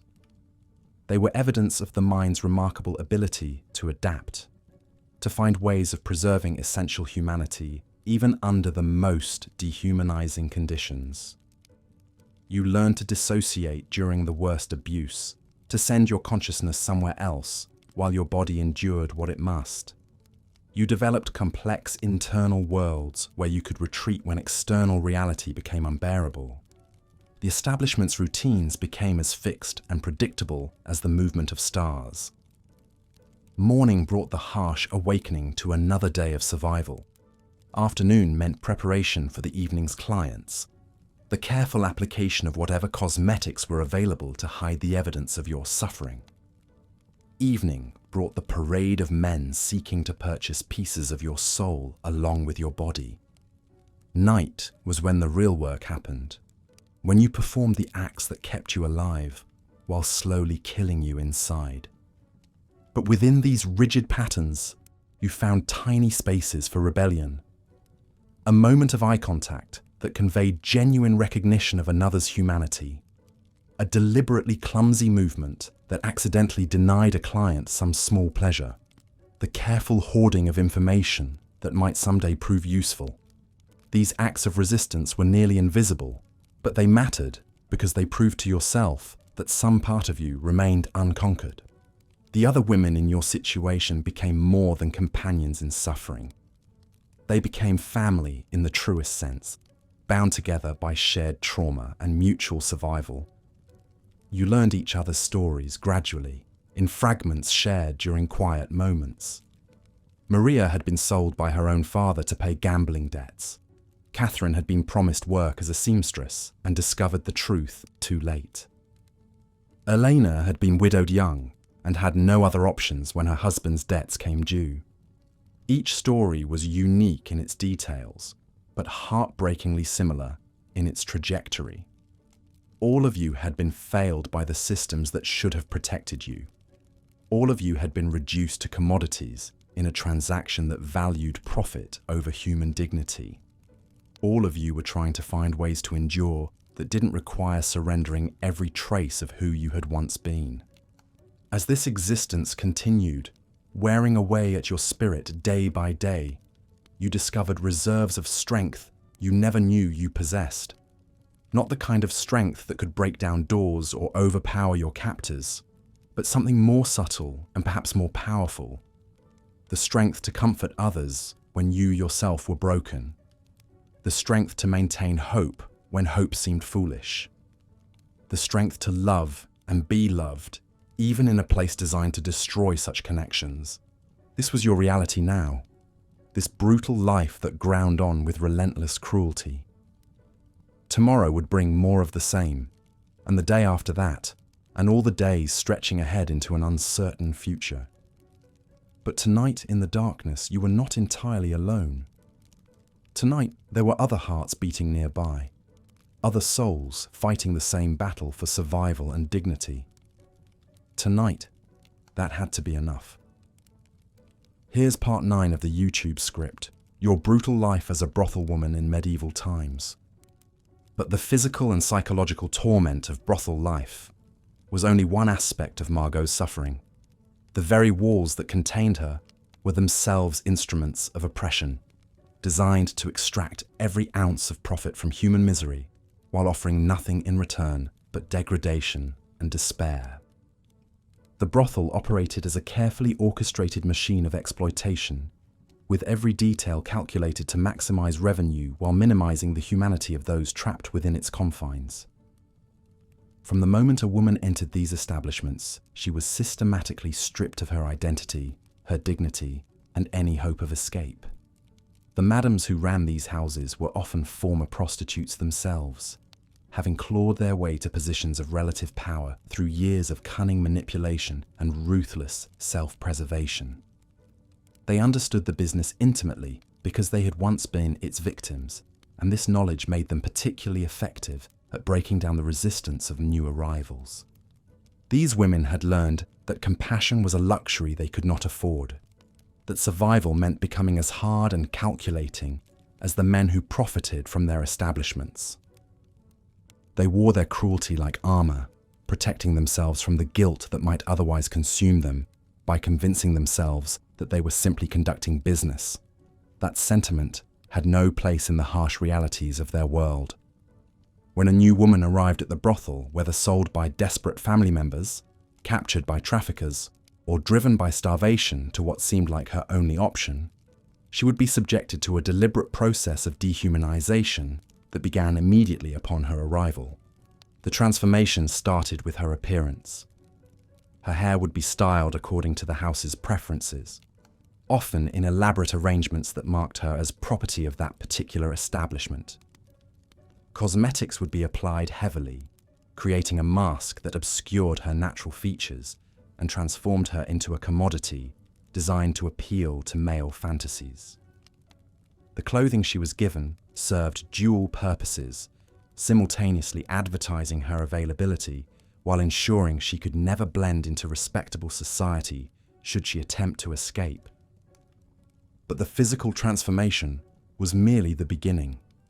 Far more insidious was the psychological conditioning that followed, a systematic breaking down of her sense of self that would make resistance seem futile and compliance appear to be her only path to survival.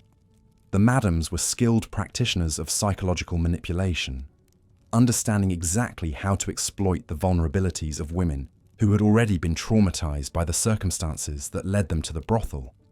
They would alternate between small kindnesses and sudden cruelties, creating a state of emotional dependency that made their victims desperate for any scrap of approval or affection. A warm meal or a kind word would be offered just when despair seemed overwhelming, creating a false sense of gratitude that the madams would then exploit to extract compliance. This psychological warfare was perhaps more damaging than the physical abuse, as it attacked the very core of a woman's sense of reality and self-worth.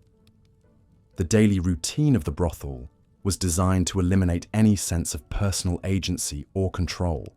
Women were told when to wake, when to eat, when to bathe, and when to receive clients. Their time was not their own, every moment allocated according to the demands of the business. Even their most intimate bodily functions were subject to scrutiny and regulation, as the madams maintained strict control over every aspect of their existence. The clients themselves represented every stratum of medieval society, from wealthy merchants seeking exotic pleasures to common laborers spending their meager wages on a few moments of imagined intimacy. Each brought their own particular brand of violence and degradation, their own twisted fantasies that the women were expected to fulfill without question or complaint. Some clients preferred the illusion of romance, demanding that the women pretend to enjoy their attentions and express false affection. Others made no pretense of seeking anything beyond domination and control, viewing the women as objects to be used and discarded without thought for their humanity. The wealthy clients were often the most dangerous, as their money bought them not just access, but impunity. They could demand anything they desired, knowing that the madams would never risk losing such lucrative customers by protecting the women under their control. These men often had specific tastes for violence or degradation, and the women had no choice but to submit to whatever torments they devised. The psychological impact of being forced to smile and express gratitude while being brutalized was devastating, creating a dissociation from reality that many women never fully recovered from. The economic structure of the brothel ensured that escape remained virtually impossible. Every woman was kept in a state of artificial debt that grew larger with each passing day, regardless of how many clients she serviced or how much money she generated for the house.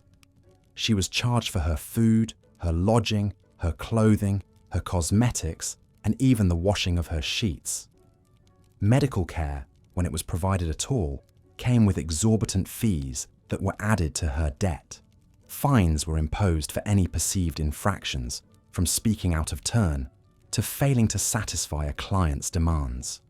The mathematics of this system were deliberately impossible. No matter how hard a woman worked or how much she endured, the debt would continue to grow, creating a prison more secure than any physical walls. The madams would periodically review these debts with their victims, explaining in patronizing tones how much money was still owed and how many more years of service would be required to pay it off. They would express false sympathy for the woman's situation, while making it clear that any attempt to leave before the debt was satisfied would result in severe consequences. For women like Margot, who had been sold into this life as children, the debt represented not just their own supposed obligations, but also the money paid to acquire them in the first place. They were told that their families had received payment for them, creating a sense of guilt and obligation that made resistance feel like a betrayal of those they loved. This psychological manipulation was particularly effective with young women who had been raised to believe that obedience and self-sacrifice were their highest virtues. The isolation imposed by brothel life was another crucial element of control. Women were forbidden from maintaining contact with their families or former friends, and any relationships they formed within the brothel were subject to constant scrutiny and manipulation.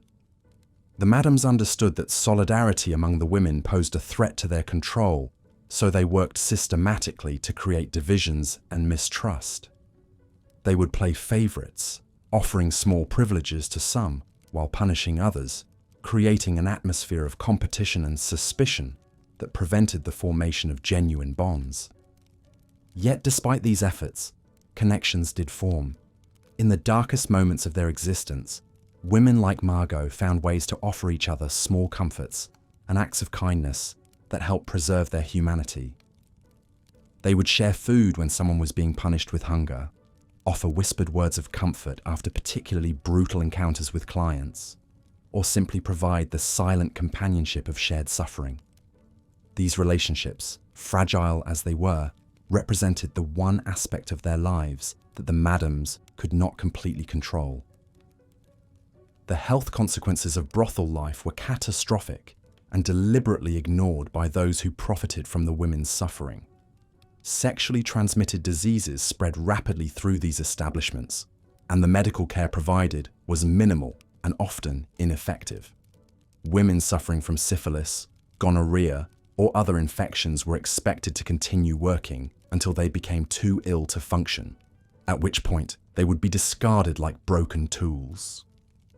Pregnancy was another constant threat, and the methods used to prevent or terminate pregnancies were primitive and dangerous. Many women died from botched procedures or infections, their deaths treated as unfortunate but acceptable losses in the pursuit of profit. Those who survived often suffered permanent damage that left them in chronic pain or unable to bear children in the future. The psychological toll of this existence was immeasurable. Many women developed what we would now recognize as severe mental illness, becoming withdrawn and unresponsive or exhibiting erratic and self-destructive behaviors.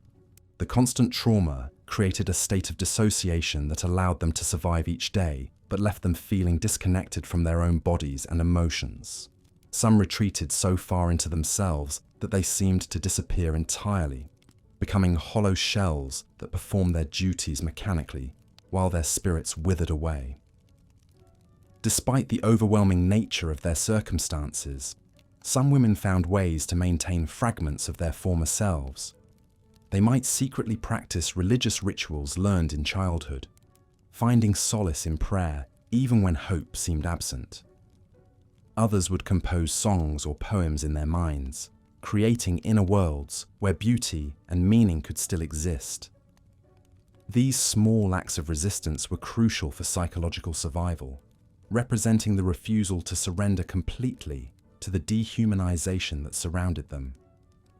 The broader society that allowed these institutions to flourish bore collective responsibility for the suffering they contained.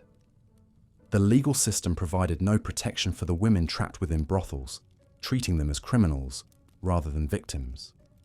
Religious authorities condemned them as sinners while ignoring the systemic forces that had driven them to such desperate circumstances. The economic elite who patronized these establishments were never held accountable for their role in perpetuating human trafficking and sexual slavery.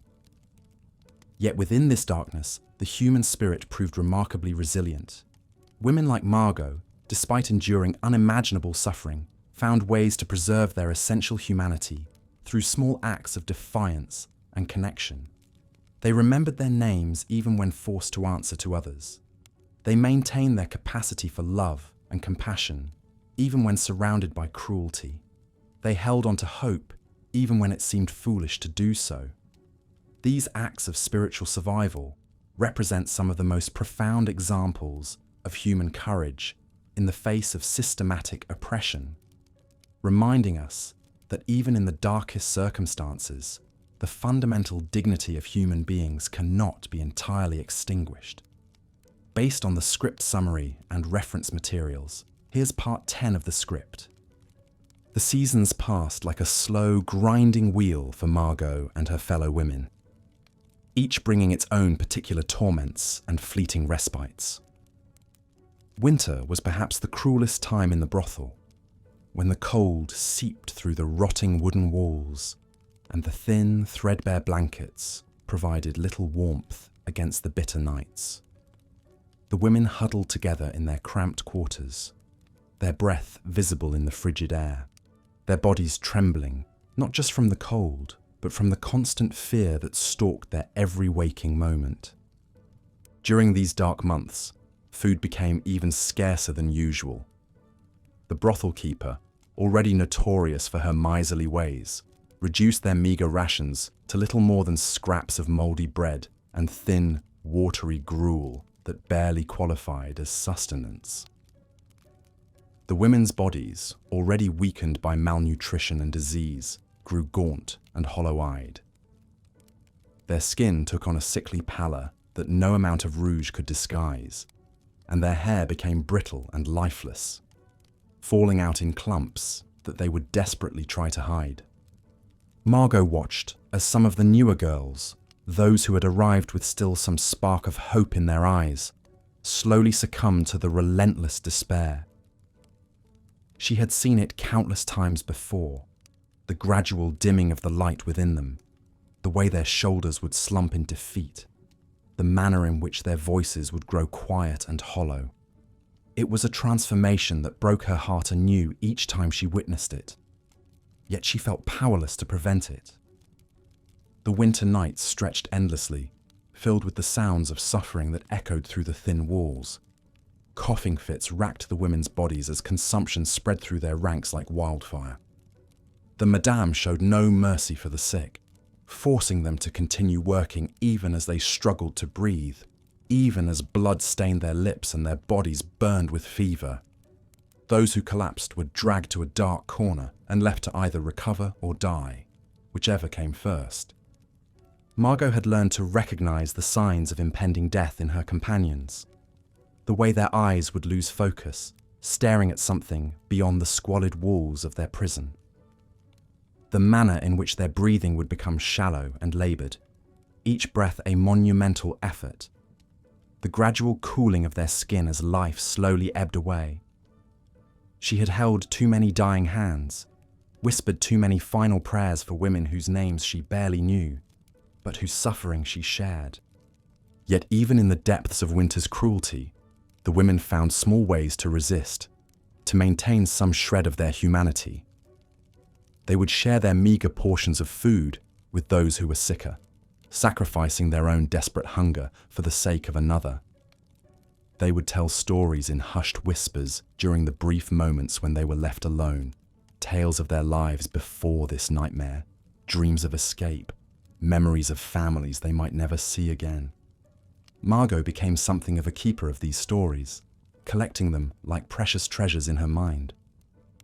There was Agnes, barely 16, who had been sold by her own father to pay his gambling debts.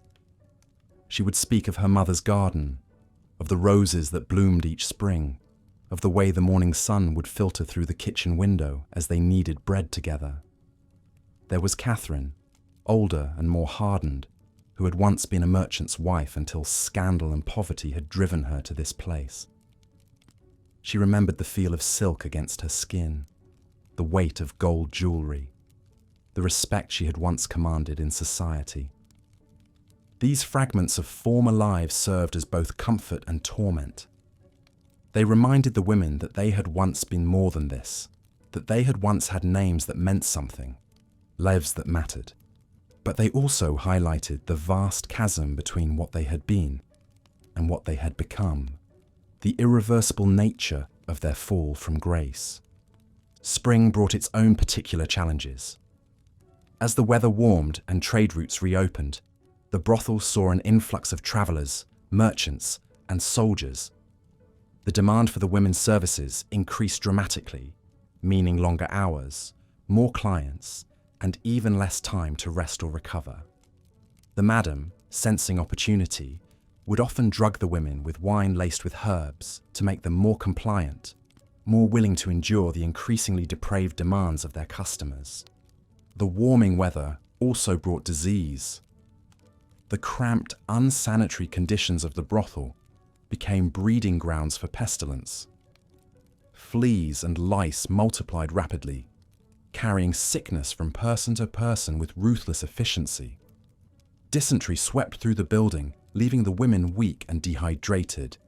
Those who showed signs of the more visible diseases, the telltale sores of the French pox, the yellowing skin of liver ailments, were beaten savagely by the madam, as if violence could somehow cure what commerce had wrought. Margot's own body bore the accumulated damage of years in this hellish place. Her once clear skin was marked with scars and bruises in various stages of healing. Her hands, once soft and gentle, had become rough and calloused from the harsh soap she used to try to wash away the stench of her customers.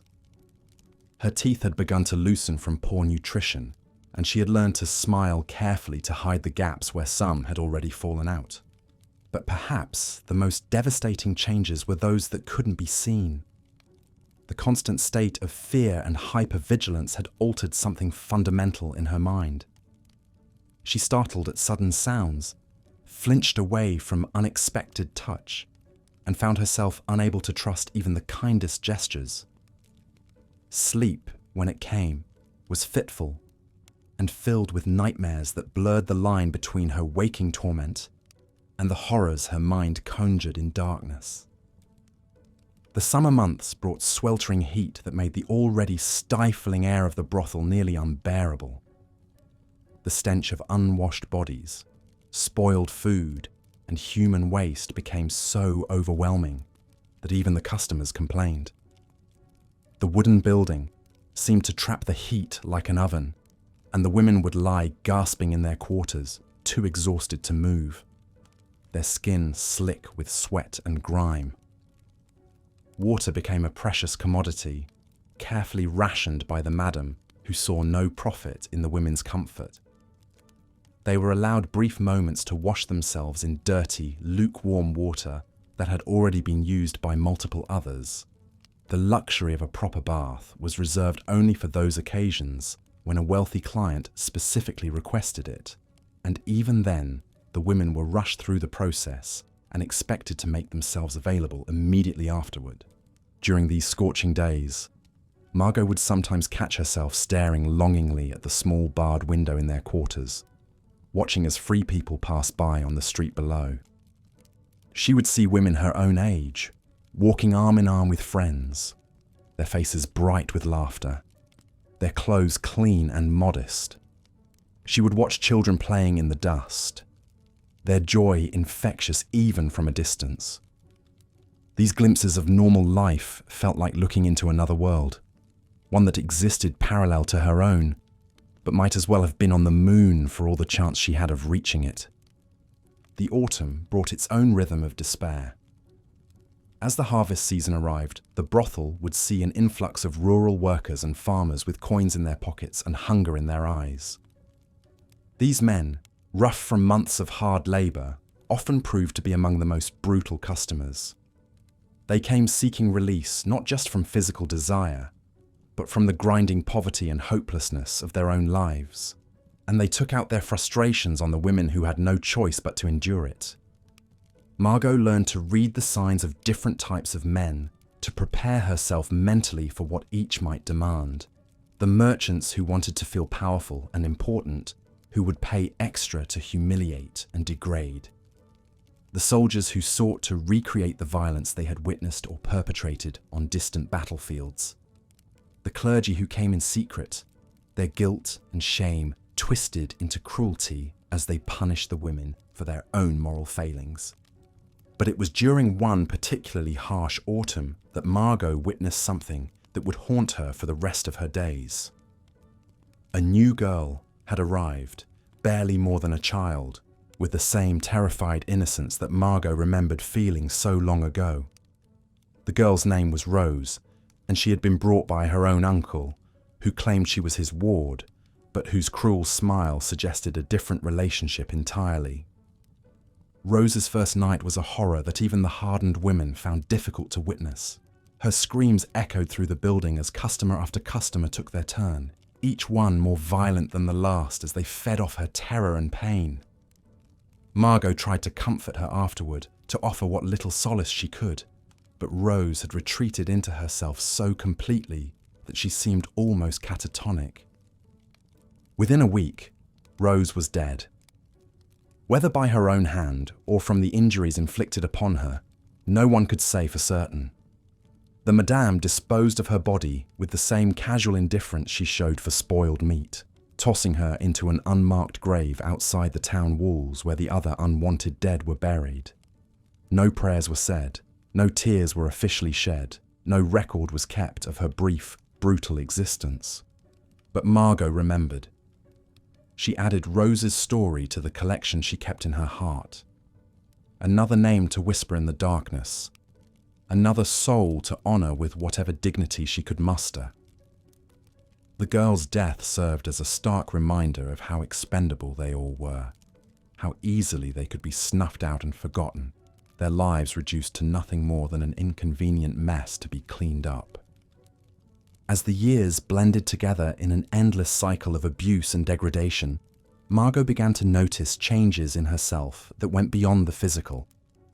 She found herself becoming increasingly detached from her own body, as if she were watching her suffering from a distance. This dissociation was both a blessing and a curse. It allowed her to endure experiences that might otherwise have driven her completely mad, but it also meant that she felt increasingly disconnected from any sense of herself as a real person. The other women had developed their own coping mechanisms. Some turned to drink whenever they could get it, drowning their sorrows in whatever alcohol they could beg, steal, or earn. Others found solace in religion, clinging to the belief that their suffering in this life would be rewarded in the next.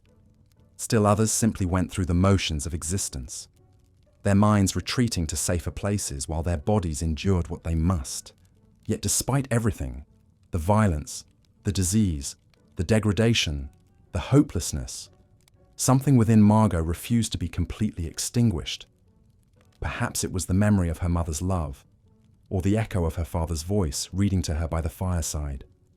Perhaps it was simply the stubborn core of humanity that no amount of cruelty could completely destroy. Whatever it was, it kept her going when others might have given up entirely. This ember of resistance manifested in small ways. She would sometimes hum lullabies under her breath while working, the melodies from her childhood providing a fragile link to who she had once been. She would share her food with the sickest women, even when she was starving herself. She would hold the hands of the dying, ensuring that no one passed from this world completely alone and unmourned. These acts of kindness were dangerous. The madam viewed any display of compassion or solidarity among the women as a threat to her control. She would punish such behavior with beatings, starvation, or isolation in the cellar where previous girls had carved their names and final messages into the moldy walls.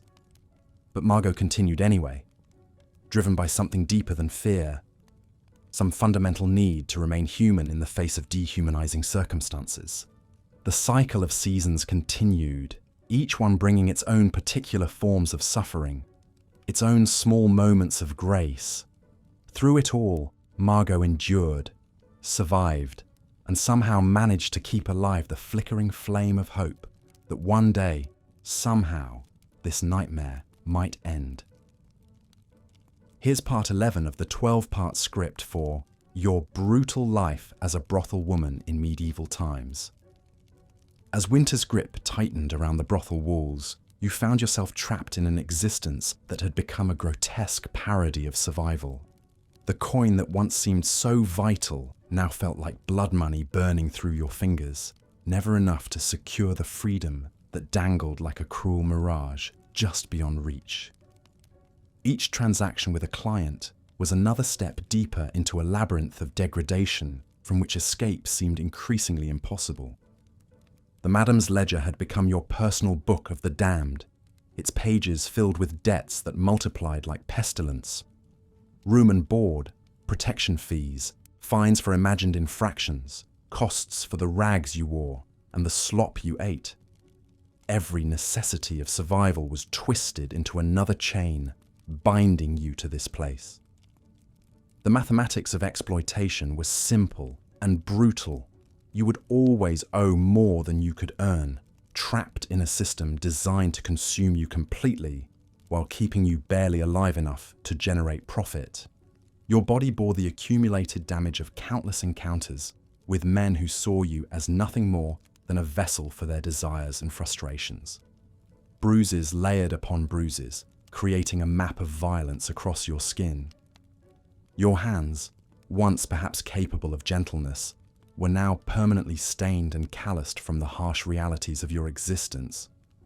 The mirror, when you dared look into it, reflected a stranger, hollow-eyed and gaunt, aged beyond your years by the relentless brutality of your circumstances.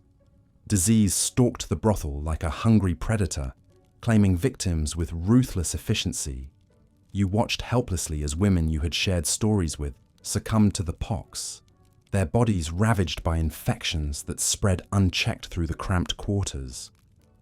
The stench of sickness mingled with the ever-present odours of unwashed bodies, cheap ale, and human waste, creating an atmosphere so thick with despair it felt like breathing poison.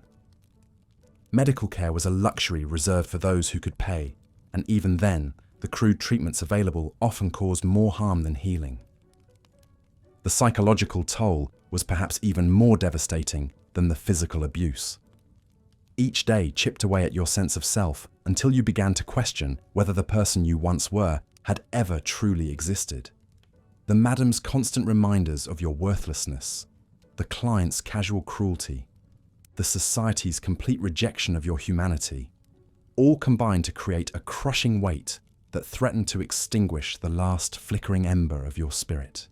You found yourself adopting the language of your oppressors, thinking of yourself in the degrading terms they used, as if their perception of you was the only truth that mattered. Sleep, when it came, offered no respite. Your dreams were haunted by faces of the men who had used you, their leering grins and rough hands following you into the realm of unconsciousness. You would wake with a start, your heart pounding, only to realize that the nightmare was your waking life. The distinction between dream and reality blurred as your mind struggled to cope with the unrelenting trauma of your existence.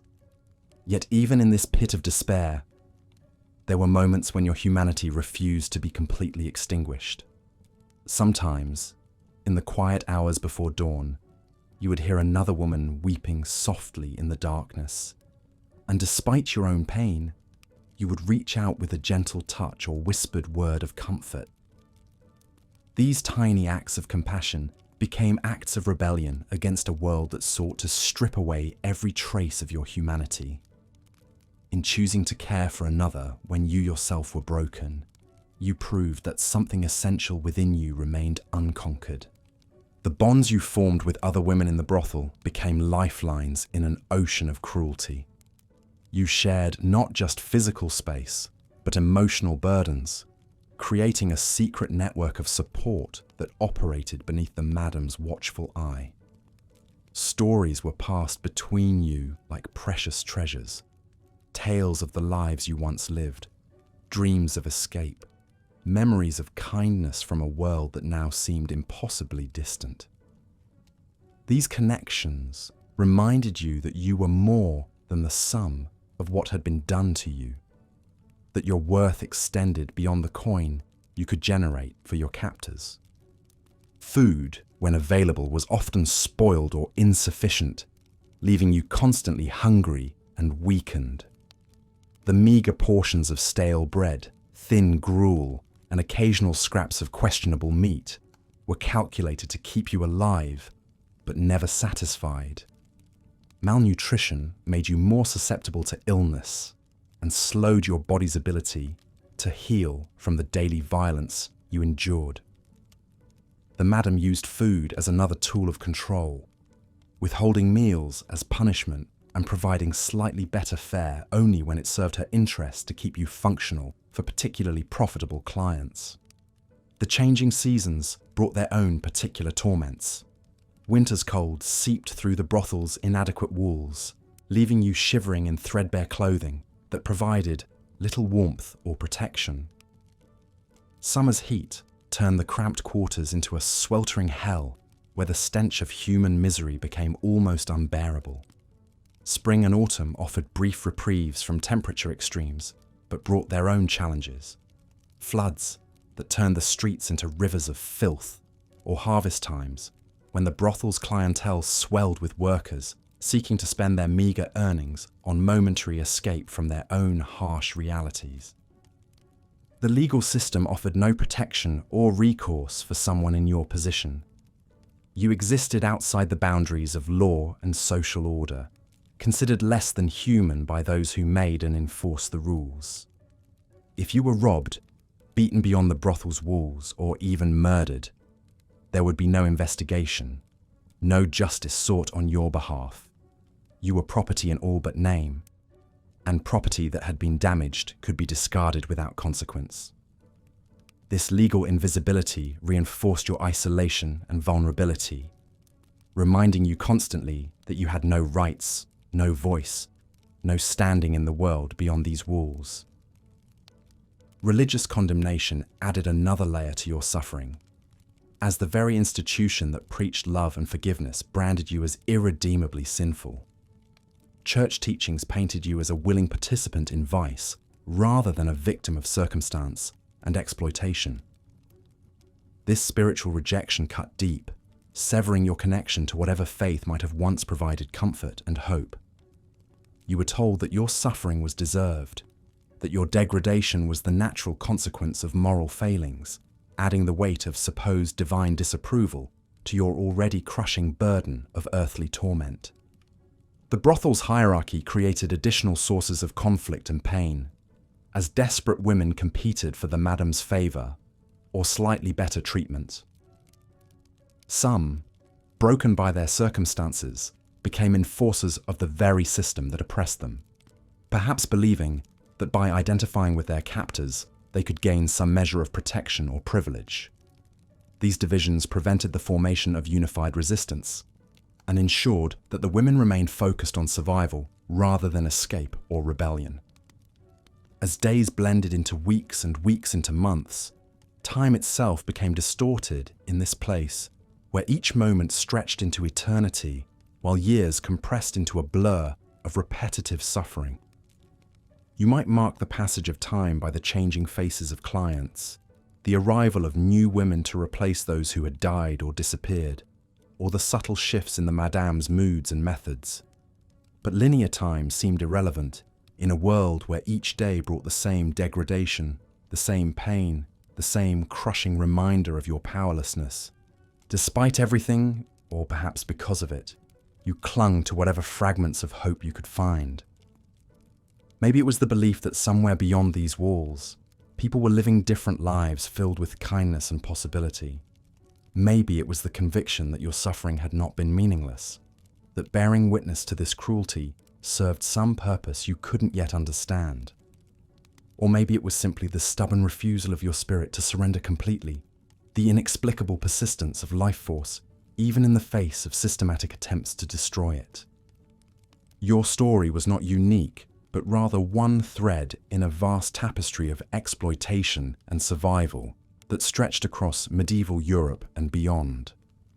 Countless women found themselves trapped in similar circumstances, their individual voices lost in the larger narrative of a society that valued them only for what could be extracted from their bodies and souls.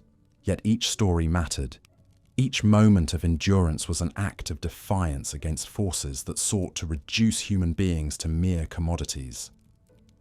The life of a brothel woman in medieval times was one of unrelenting hardship, marked by disease, violence, social ostracism, and economic desperation that few today can truly comprehend.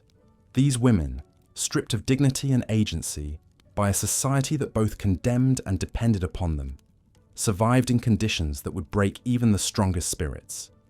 Yet somehow, many endured with a resilience that speaks to the fundamental strength of the human will.